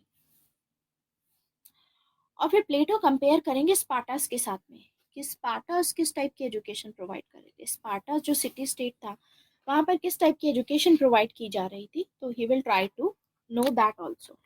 क्यों? क्योंकि आपको पता तो चले कि वो लोग इतने ज्यादा लड़ाई उन्होंने की मिलिट्रिस्टिकली, ये लोग बहुत आगे थे मिलिट्री वाइज, ठीक है। तो ये देखेंगे, ये एनालाइज करेंगे स्पार्टा स्टेट को, एनालाइज करके इनको पता चलेगा कि एक्चुअली में स्पार्टास में जो एजुकेशन प्रोवाइड की जाती थी, स्पार्टा में एजुकेशन थी पब्लिक एजुकेशन, पब्लिक यानी स्टेट स्पॉन्सर्ड, स्टेट प्रोवाइड करता था।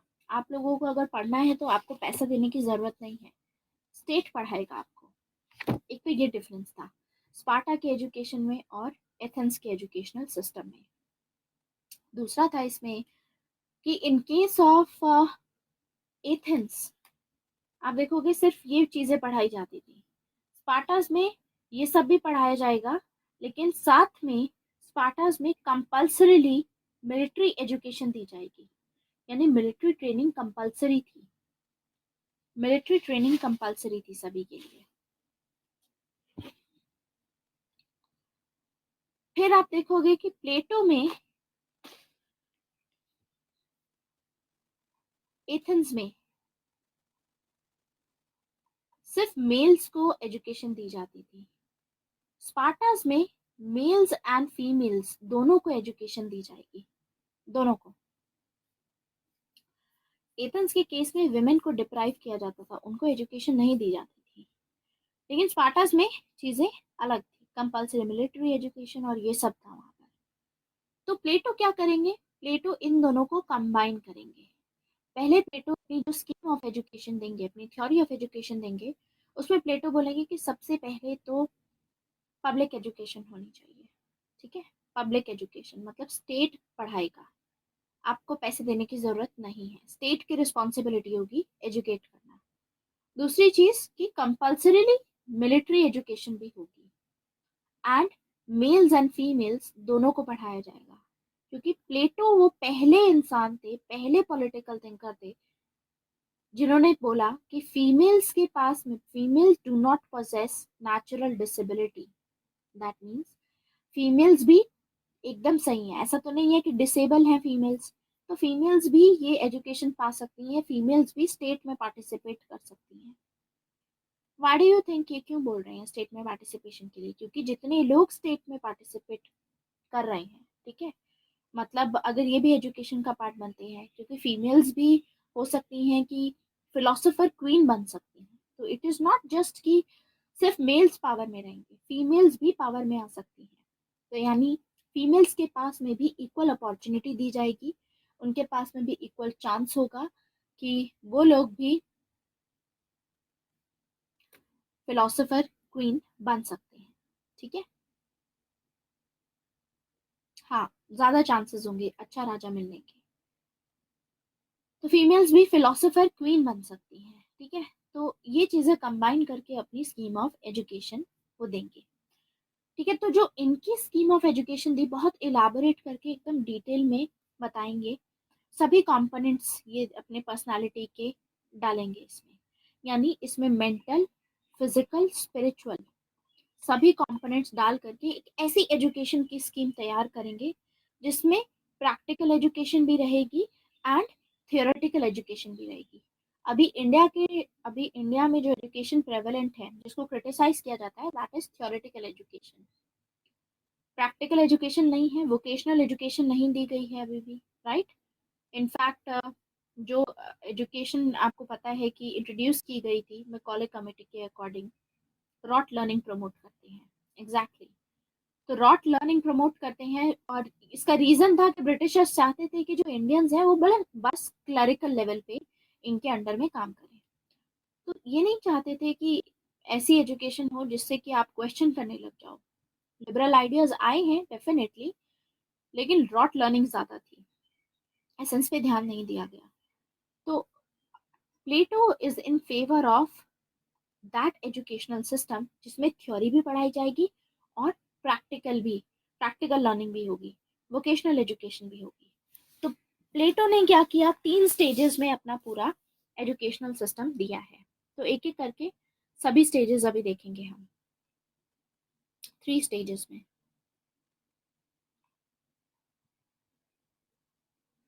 Stage 1, stage 2 and stage 3।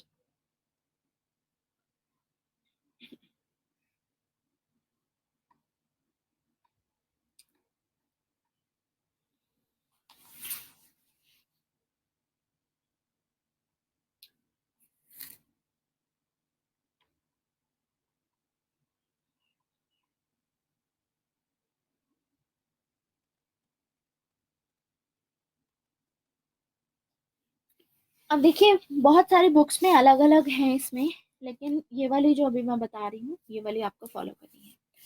Stage 1 रहेगी आपकी primary education. This will be primary education, primary education. This one is secondary education, secondary education, and ये दो में डिवाइड हो गया actually. Let me erase that.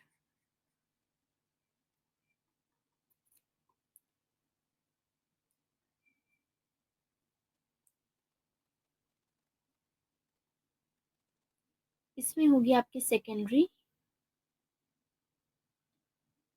And higher education. Stage 3 आपका रहेगा जहां आपको प्रैक्टिकल ट्रेनिंग दी जाएगी, प्रैक्टिकल एजुकेशन दी जाएगी। ठीक है, तो इस तरीके से पूरा फॉर्मूला डिवाइस करेंगे ये अपना। स्टेज 1 प्राइमरी एजुकेशन में कौन होगा? जो बच्चे पैदा होते हैं 0 to 6 years के, ये बच्चों को दी जाएगी प्राइमरी एजुकेशन। प्राइमरी एजुकेशन में क्या क्या चीजें सिखाई जाएंगी? जिम्नास्टिक्स, ताकि इनकी फिजिकल डेवलपमेंट हो सके। म्यूजिक सिखाया जाएगा, पोइट्री की फॉर्म में, मोरल स्टोरीज की फॉर्म में इनको, इनकी कैरेक्टर बिल्डिंग की जाएगी। म्यूजिक के थ्रू इनकी मेंटल डेवलपमेंट होगी। तो ये सभी चीजें थी प्राइमरी एजुकेशन में। नेक्स्ट आता है अब सेकेंडरी एजुकेशन। तो सेकेंडरी एजुकेशन में आप देखोगे कि सेकेंडरी एजुकेशन में रहेगा आपका 6 to 20 years के, 6 to 20 years, this is the second stage. Second stage को भी दो फर्दर स्टेजेस में हम डिवाइड करते हैं, जिसमें एक कैटेगरी है 6 to 20 years की, दैट इज सेकेंडरी एजुकेशन। इसमें क्या होगा? सभी जनरल सब्जेक्ट्स आपको पढ़ाए जाएंगे। जैसे आप लोग स्कूल में जाते हो, साइंस, मैथमेटिक्स, ये सब पढ़ते हो आप लोग, तो these are the general subjects. ठीक है, यहाँ जनरल सब्जेक्ट्स पढ़ाए जाएंगे। और साथ में ही यहाँ पर मिलिट्री एजुकेशन दी जाएगी, मिलिट्री एजुकेशन दी जाएगी, साथ में दी जाएगी। मतलब 6 to 20 तक आपको साथ साथ मिलिट्री कंपलसरी भी दी जाएगी। अब क्या होगा यहाँ पर? यहाँ पर कोई टेस्ट नहीं है, क्योंकि छोटे हो आप, क्या जरूरत है टेस्ट लेने की। लेकिन यहाँ पर होगा टेस्ट। जब आप 20 years के हो जाओगे तो आपका होगा screening test. This will be first filtration test. मतलब अब आपको फिल्टर आउट करने के लिए कि आप में रीजन है, आप में करेज है, या आप में एप्टीट्यूड है, एपिटाइट है, ये जानने के लिए आपका टेस्ट होगा, जिसे हमारे एग्जाम्स होते हैं। ठीक है, तो आपका जब आप 20 साल के हो आपका टेस्ट होगा।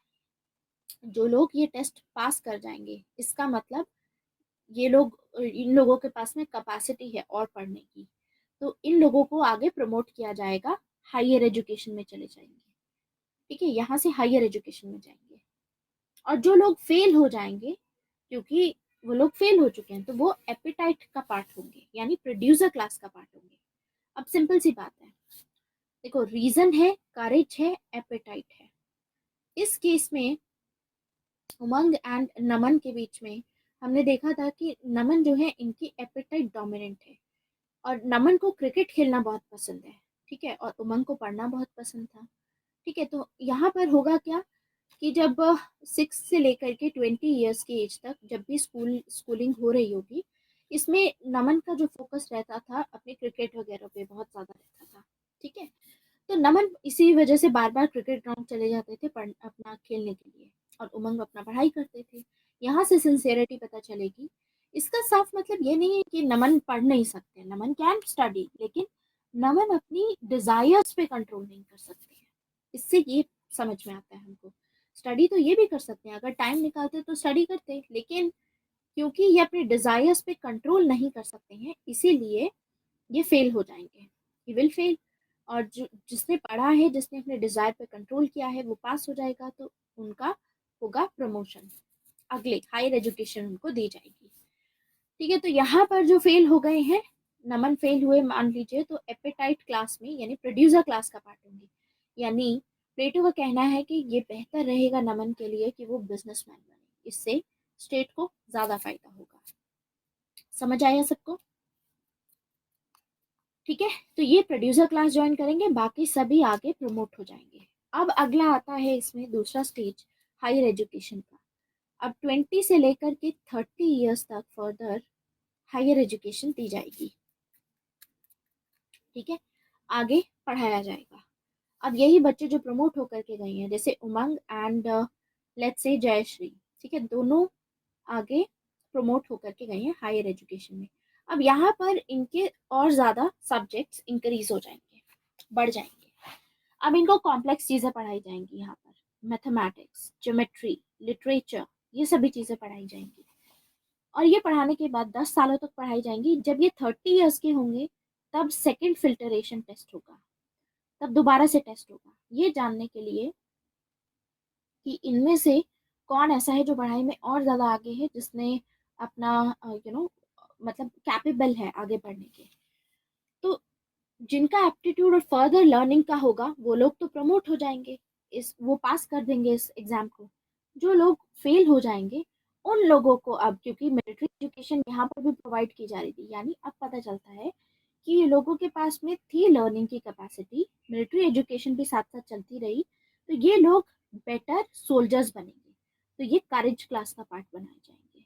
ठीक है, let's see, let's say that इस केस में उमंग जो थे ही विल फेल और जयश्री विल पास। तो अब जयश्री का प्रमोशन होगा नेक्स्ट स्टेज में, प्रैक्टिकल ट्रेनिंग दी जाएगी जब। ठीक है, एंड उमंग बन जाएंगे सोल्जर क्लास का पार्ट। समझ में आया? मे बी सेनापति बन जाए, या ये सभी चीजें बन सकते हैं। अब आएगी नेक्स्ट स्टेज, नेक्स्ट स्टेज होगी प्रैक्टिकल लर्निंग की। एंड इसके बाद फर्दर डायरेक्टिक्स सिखाया जाएगा। तो वो होगी, इसमें भी दो स्टेजेस हैं, 30 to 35 की एंड 35 to 50 की। तो इस टाइम पे डायरेक्टिक्स सिखाए जाएंगे कि ताकि आप क्वेश्चन करो, you should know the reality and ये सब चीज़ें। फिर 15 सालों तक आपको ट्रेनिंग दी जाएगी, प्रैक्टिकल ट्रेनिंग, जिसमें आप एक फिलोसोफर की तरह, मतलब not as a philosopher but किसी के अंडर में आप प्रैक्टिकली पॉलिटिक्स का पार्ट बनोगे और देखोगे कि किस तरीके से रन करते हैं गवर्नमेंट, क्या चीज़ें सही रहती हैं। वो होगी आपकी प्रैक्टिकल ट्रेनिंग। और जब आप 50 ईयर्स के हो जाओगे, 50 ईयर्स के, then you will get a certificate. जैसे हम लोगों को अपनी डिग्री कंप्लीट करने पे एक सर्टिफिकेट मिलता है, बिल्कुल वैसा ही सर्टिफिकेट यहाँ पर मिलेगा। तो एट द एज ऑफ 50 अब इनको मिलेगा सर्टिफिकेट ऑफ फिलोसोफर। नहीं, हायर स्टडीज में मिलिट्री कंटिन्यू रहेगी, कंपलसरी है तो कंटिन्यू हो सकती है, लेकिन यहाँ पर मिलिट्री ज़्यादा है। ठीक है, लेकिन यहाँ पर भी कंटिन्यू रहेगी, क्योंकि ये लोग फिर उसका पार्ट बनेंगे ना, सोल्जर क्लास का, तो कंटिन्यू रहेगी। एक बार सोल्जर क्लास से ऊपर चले गए तो फिर तो सिर्फ रीजनिंग पे ध्यान दिया जाएगा। अब सर्टिफिकेट मिल गया इन लोगों को। अब सर्टिफिकेट मिलने के बाद में now they are eligible to become ruler. अब ये लोग रूलर बन सकते हैं, now they can become ruler. अब क्लास में बहुत सारे बच्चे पास कर सकते हैं, ऐसे तो हो सकता है कि जयश्री के साथ में प्रतीक भी हैं एंड साथ में दूसरे स्टूडेंट्स भी हैं, जैसे प्रीति भी हैं।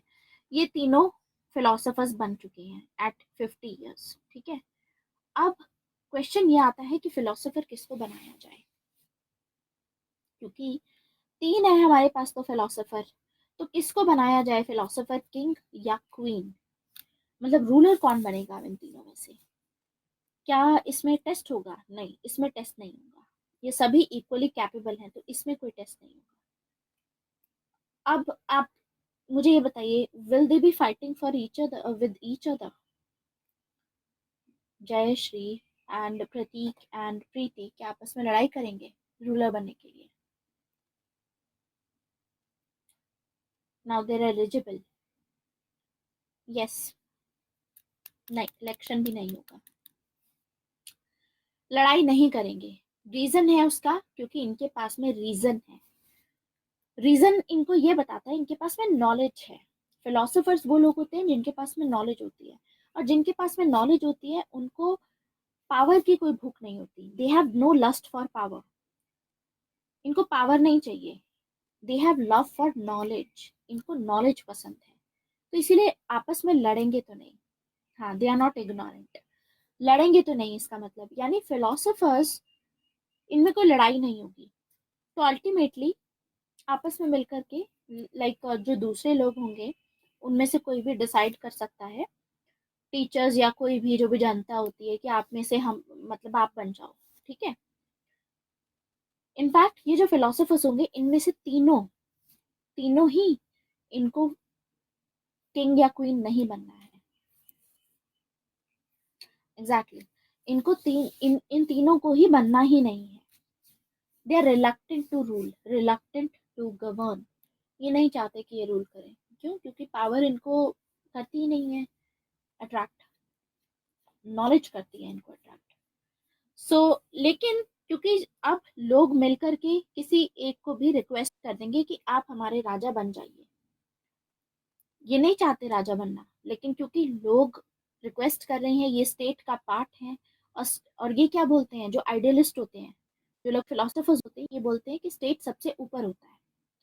तो पॉलिटिकल ऑब्लिगेशन होती है, क्योंकि स्टेट ने आपको बहुत कुछ दिया होता है, ठीक है। अब वो कैसे दिया है वो हम एरिस्टोटल के टॉपिक में देखेंगे। एरिस्टोटल इस चीज को बेहतर बताते हैं कि हमें स्टेट जो भी लॉ बनाता है उसको क्यों फॉलो करना चाहिए, वाई वी शुड ऑब्लाइज, हमको क्यों वो लॉ फॉलो करने चाहिए, क्यों पॉलिटिकल ऑब्लिगेशन होना चाहिए, वो एरिस्टोटल बताएंगे, वहां पढ़ेंगे।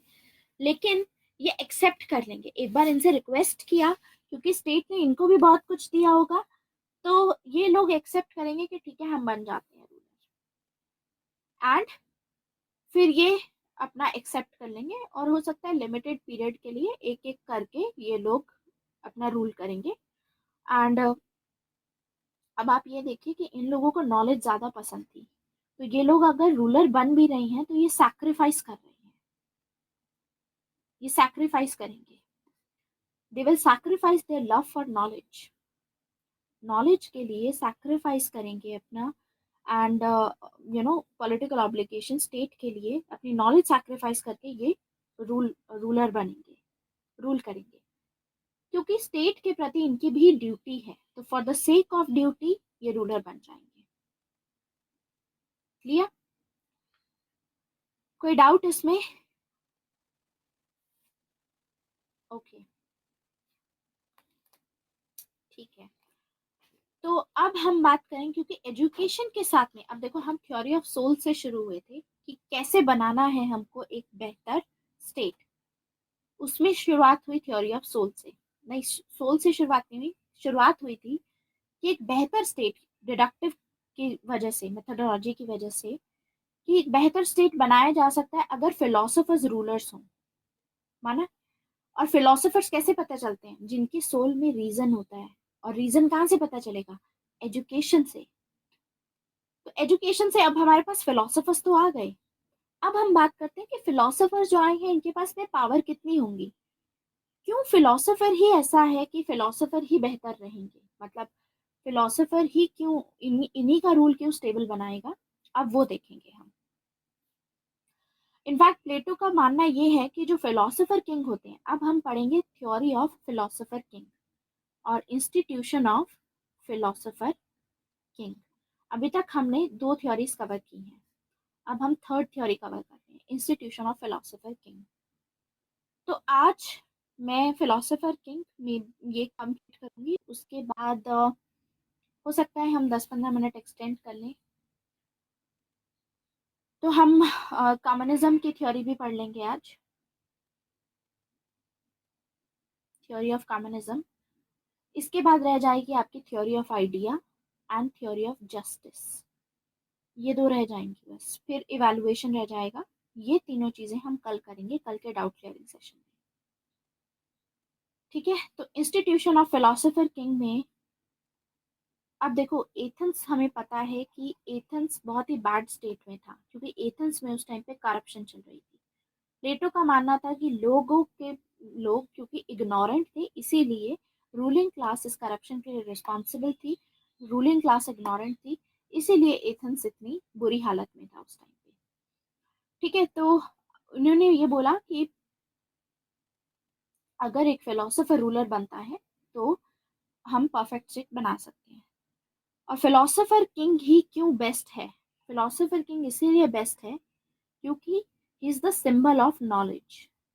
इनके पास में नॉलेज है। 50 साल तक इन्होंने एकदम मेहनत से पढ़ाई की है और उसके बाद फिर मतलब ये बने हैं ना, तो 50 साल की नॉलेज है, रिगरस लर्निंग के थ्रू बन के आए हैं। एंड रीजन डोमिनेंट है इनमें, एपिटाइट डोमिनेंट नहीं है। They are devoid of appetite. Devoid of appetite मतलब इनमें अभाव है। एपिटाइट, एपिटाइट का अभाव है, मतलब डिवॉइड मतलब नहीं है, बिल्कुल भी एपिटाइट नहीं है, डिजायर्स नहीं है। They can control their desire. They are the symbol of knowledge. Knowledge इनको ज्यादा पसंद है एंड इन्होंने सैक्रिफाइस किया है। एंड इसीलिए ये लोग करप्शन कभी नहीं करेंगे। रीजन है क्योंकि इनके पास में करप्शन नहीं करेंगे एंड हमेशा अपनी जॉब, जो भी इनको जॉब दी जाती है, उस जॉब के साथ में जस्टिस करेंगे। ठीक है, क्योंकि रीजन है। एंड पैसे के पीछे नहीं भागेंगे ऑब्वियसली, क्योंकि ये जानते हैं कि जो वर्ल्डली प्लेजर्स होते हैं ये टेम्परेरी इन नेचर होते हैं। They are not ignorant. ठीक है। और ये अपनी पावर को भी मिसयूज नहीं करेंगे, करप्शन नहीं करेंगे, अपनी अथॉरिटी, अपनी पावर का मिसयूज नहीं करेंगे। इसीलिए प्लेटो का मानना है कि ऐसे लोग, क्योंकि देखो they are reluctant to govern also. Reluctant, what is the meaning of that? Reluctant to govern. ये लोग रूल नहीं करना चाहते हैं। रिलक्टेंट है मतलब हिचक महसूस होती है इन लोगों को, बिकॉज पावर इनका है ही नहीं एम, दैट्स व्हाई। तो हम देखेंगे कि क्योंकि they are reluctant to govern, तो प्लेटो का कहना है कि those people who are reluctant to govern, those states are the best govern.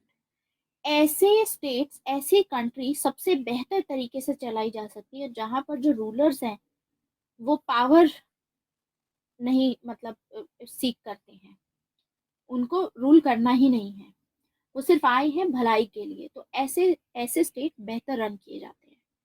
और ऐसे स्टेट जहां पर रूलर्स को पावर चाहिए होती है, जैसे बीजेपी पावर में आना चाहती है, कांग्रेस पावर में आना चाहती है, ये सभी पॉलिटिशियंस हैं जो पावर में आना चाहते हैं एक टाइम के लिए। इनका होता है कि पावर इनको चाहिए ताकि पावर के थ्रू इनका प्रतिष्ठा बढ़ सके, इनकी, इनके पास पैसा आ सके, करप्शन कर सके।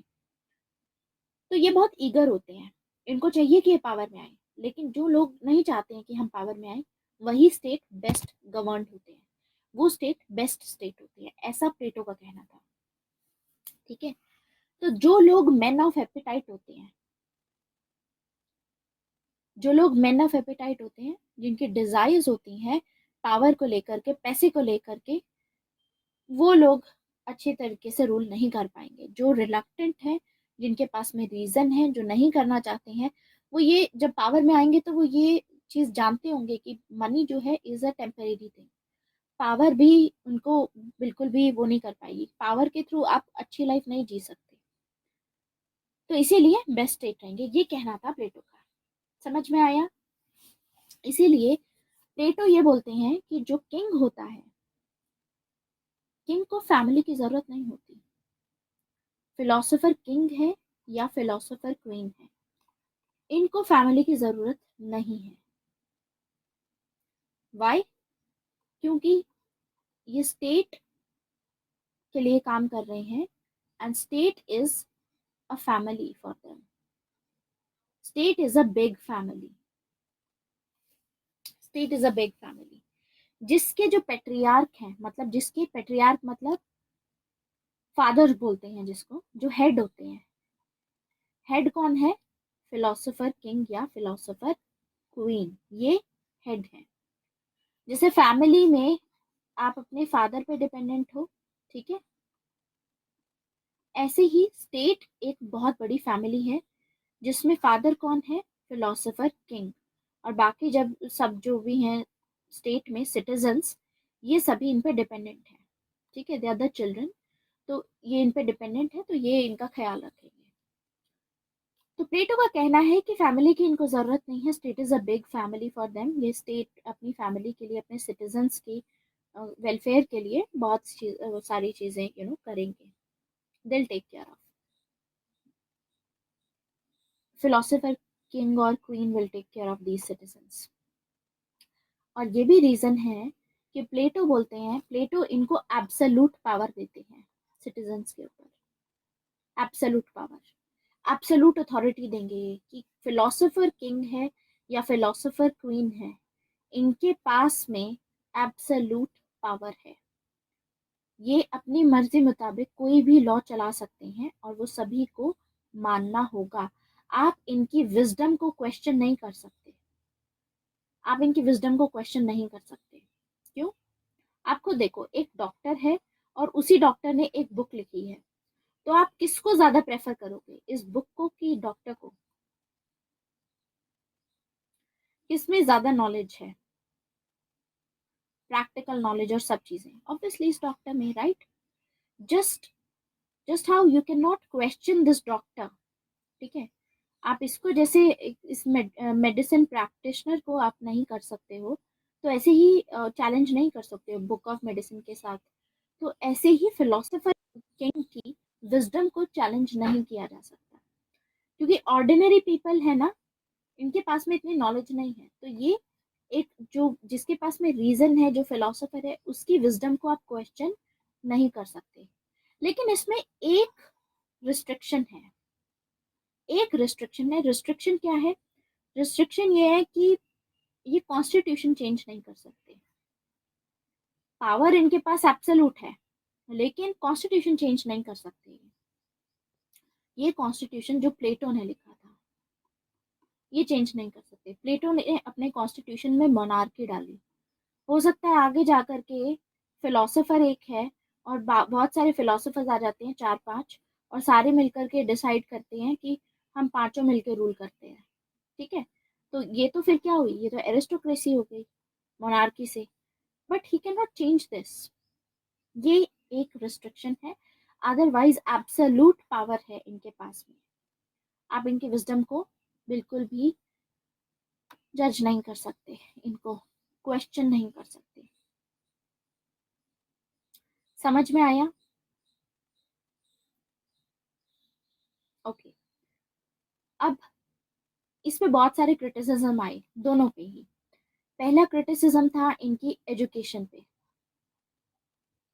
एजुकेशन की थ्योरी पे। एरिस्टोटल जो इनके स्टूडेंट हैं, इन्होंने क्रिटिसाइज किया कि चलो ठीक है, आपने स्कीम ऑफ एजुकेशन तो दे दी, ठीक है, इस तरीके से, लेकिन एक बात बताइए कि ये जो आप बोल रहे हो कि ये रीजन है इनके पास में डोमिनेंट, ठीक है, आप पता कैसे करोगे कि कितनी परसेंटेज है? अब कोई बंदा इसको फेक भी तो कर सकता है, समझ रहे हो कि सामने से कुछ और है, पीछे से कुछ और है। व्हाट इफ आपने इनको पावर दे दी, और पावर करने के बाद में ये बंदे के अंदर एपिटाइट भी तो है।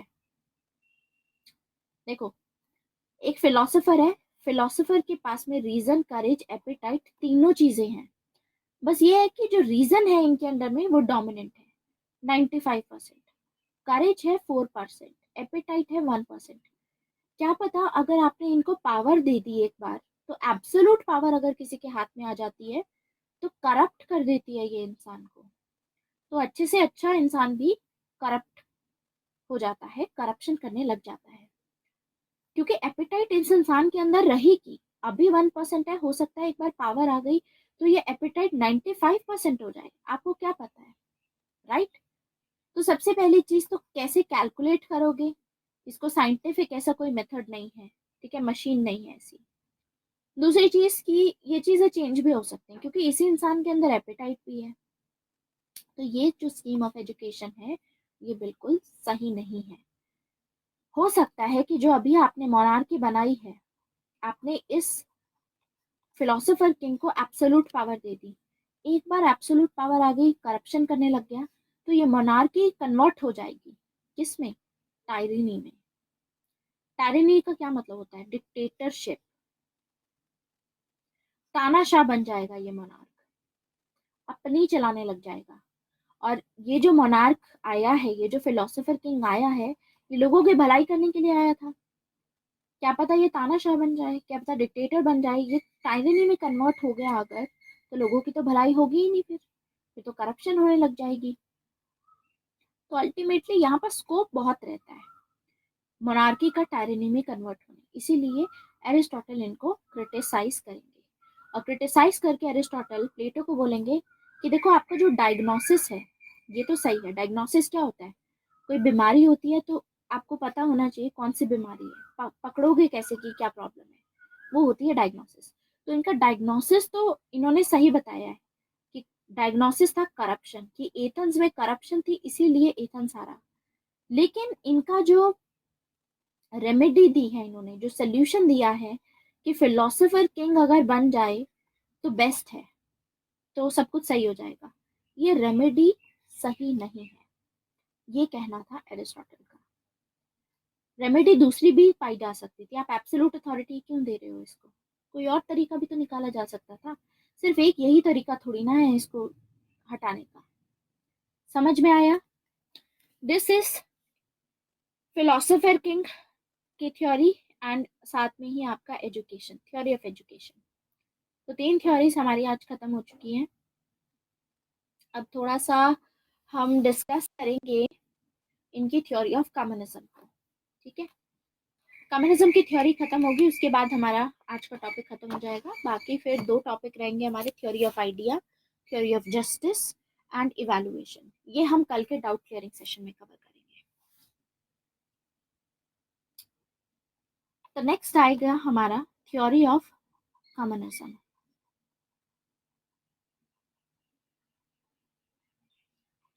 Theory of communism. अब थ्योरी ऑफ कम्युनिज्म में क्या है? थ्योरी ऑफ कम्युनिज्म में सबसे पहले कम्युनिज्म होता क्या है इसकी बात करते हैं।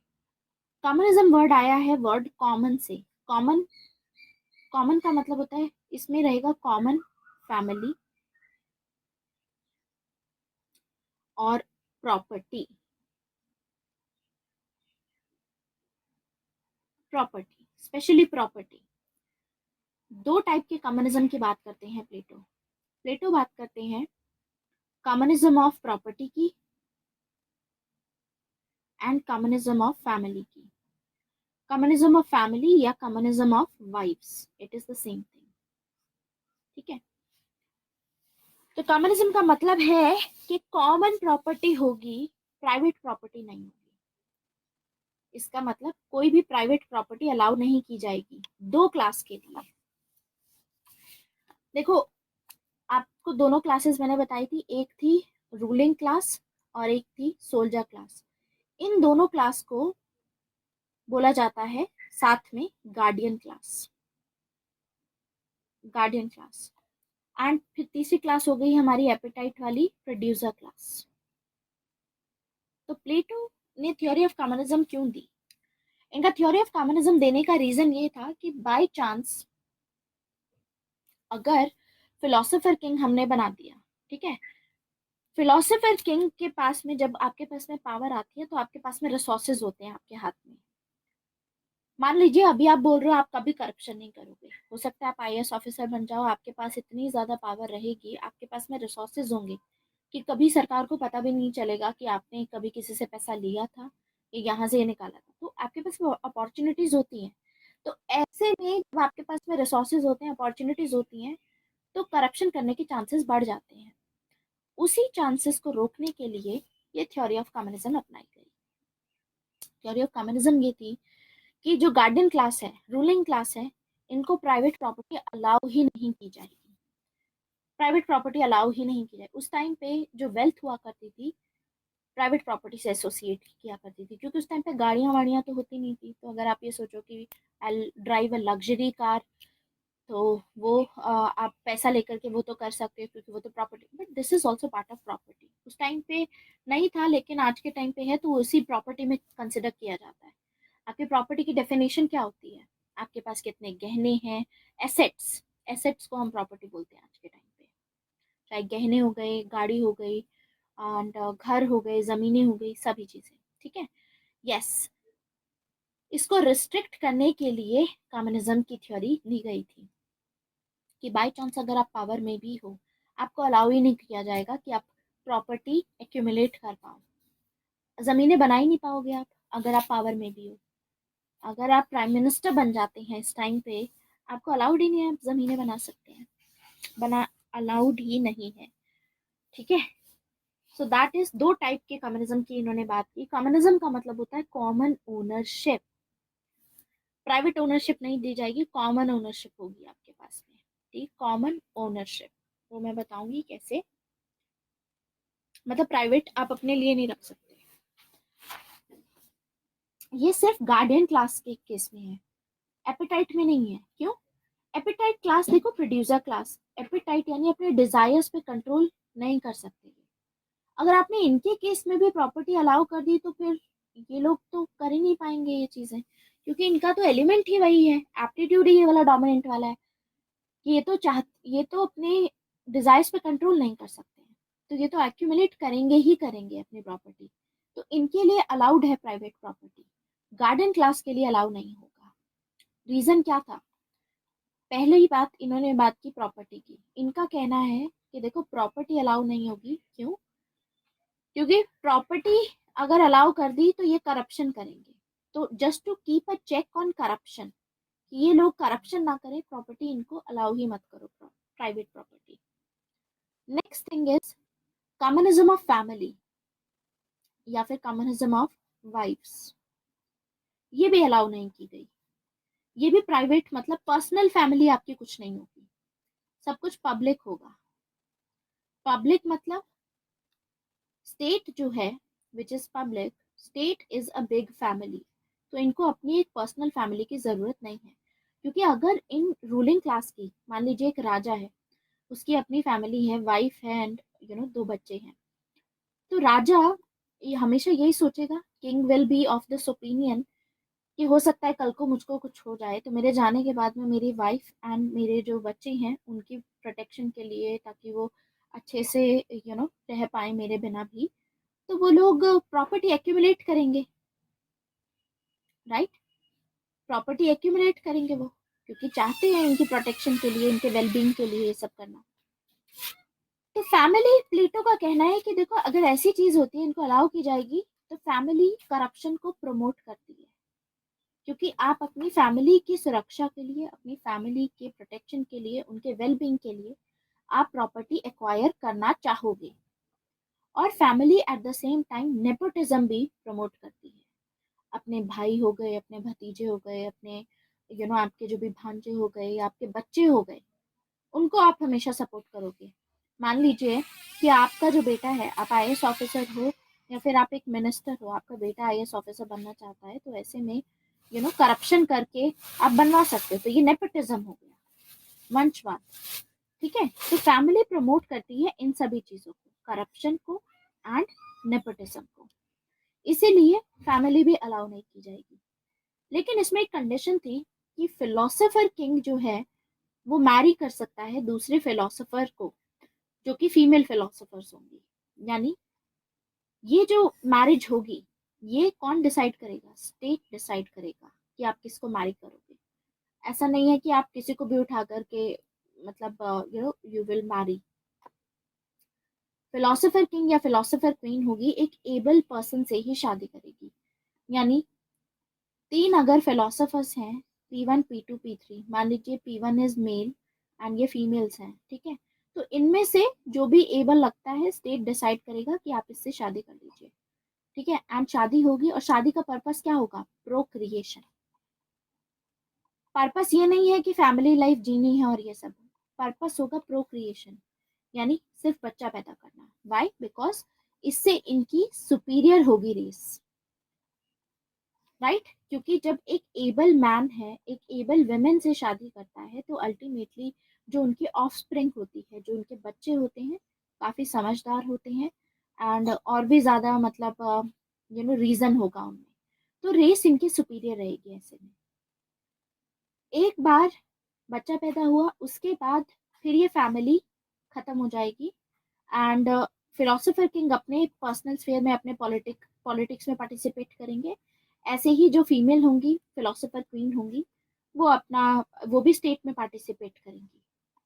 फिर इनका अपने एक दूसरे से कोई मतलब नहीं है, और जो बच्चा पैदा होगा उसको संभालने का काम भी फीमेल्स नहीं करेंगी, स्टेट स्टेट संभालेगा। रिमेंबर, एजुकेशन 0 to 6 years यहाँ पर स्टेट इसको संभालेगा, स्टेट इनको बड़ा करेगा, स्टेट एजुकेशन प्रोवाइड करेगा, इनको सब चीजें स्टेट करेगा।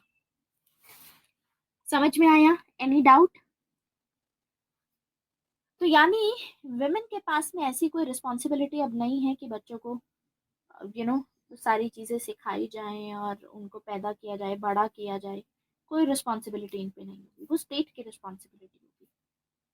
तो कम्युनिज्म की ये थ्योरी इन्होंने दी, ये सोच करके कि फैमिली भी करप्शन को प्रमोट करती है, तो चेक लगाने के लिए कम्युनिज्म की थ्योरी दी गई। अब इसमें एरिस्टोटल आएंगे, एरिस्टोटल इनके स्टूडेंट हैं, एरिस्टोटल इनको क्रिटिसाइज करते हैं। एरिस्टोटल बोलते हैं सबसे पहली चीज कि देखो फैमिली जो होती है ये गलत है। एरिस्टोटल बोलेंगे कि जो प्लेटो ने डायग्नोसिस दिया कि करप्शन प्रॉब्लम है वो सही है, लेकिन जो इन्होंने रेमेडी दी है कि communism of family and communism of property, ये रेमेडी सही नहीं है, ये गलत है।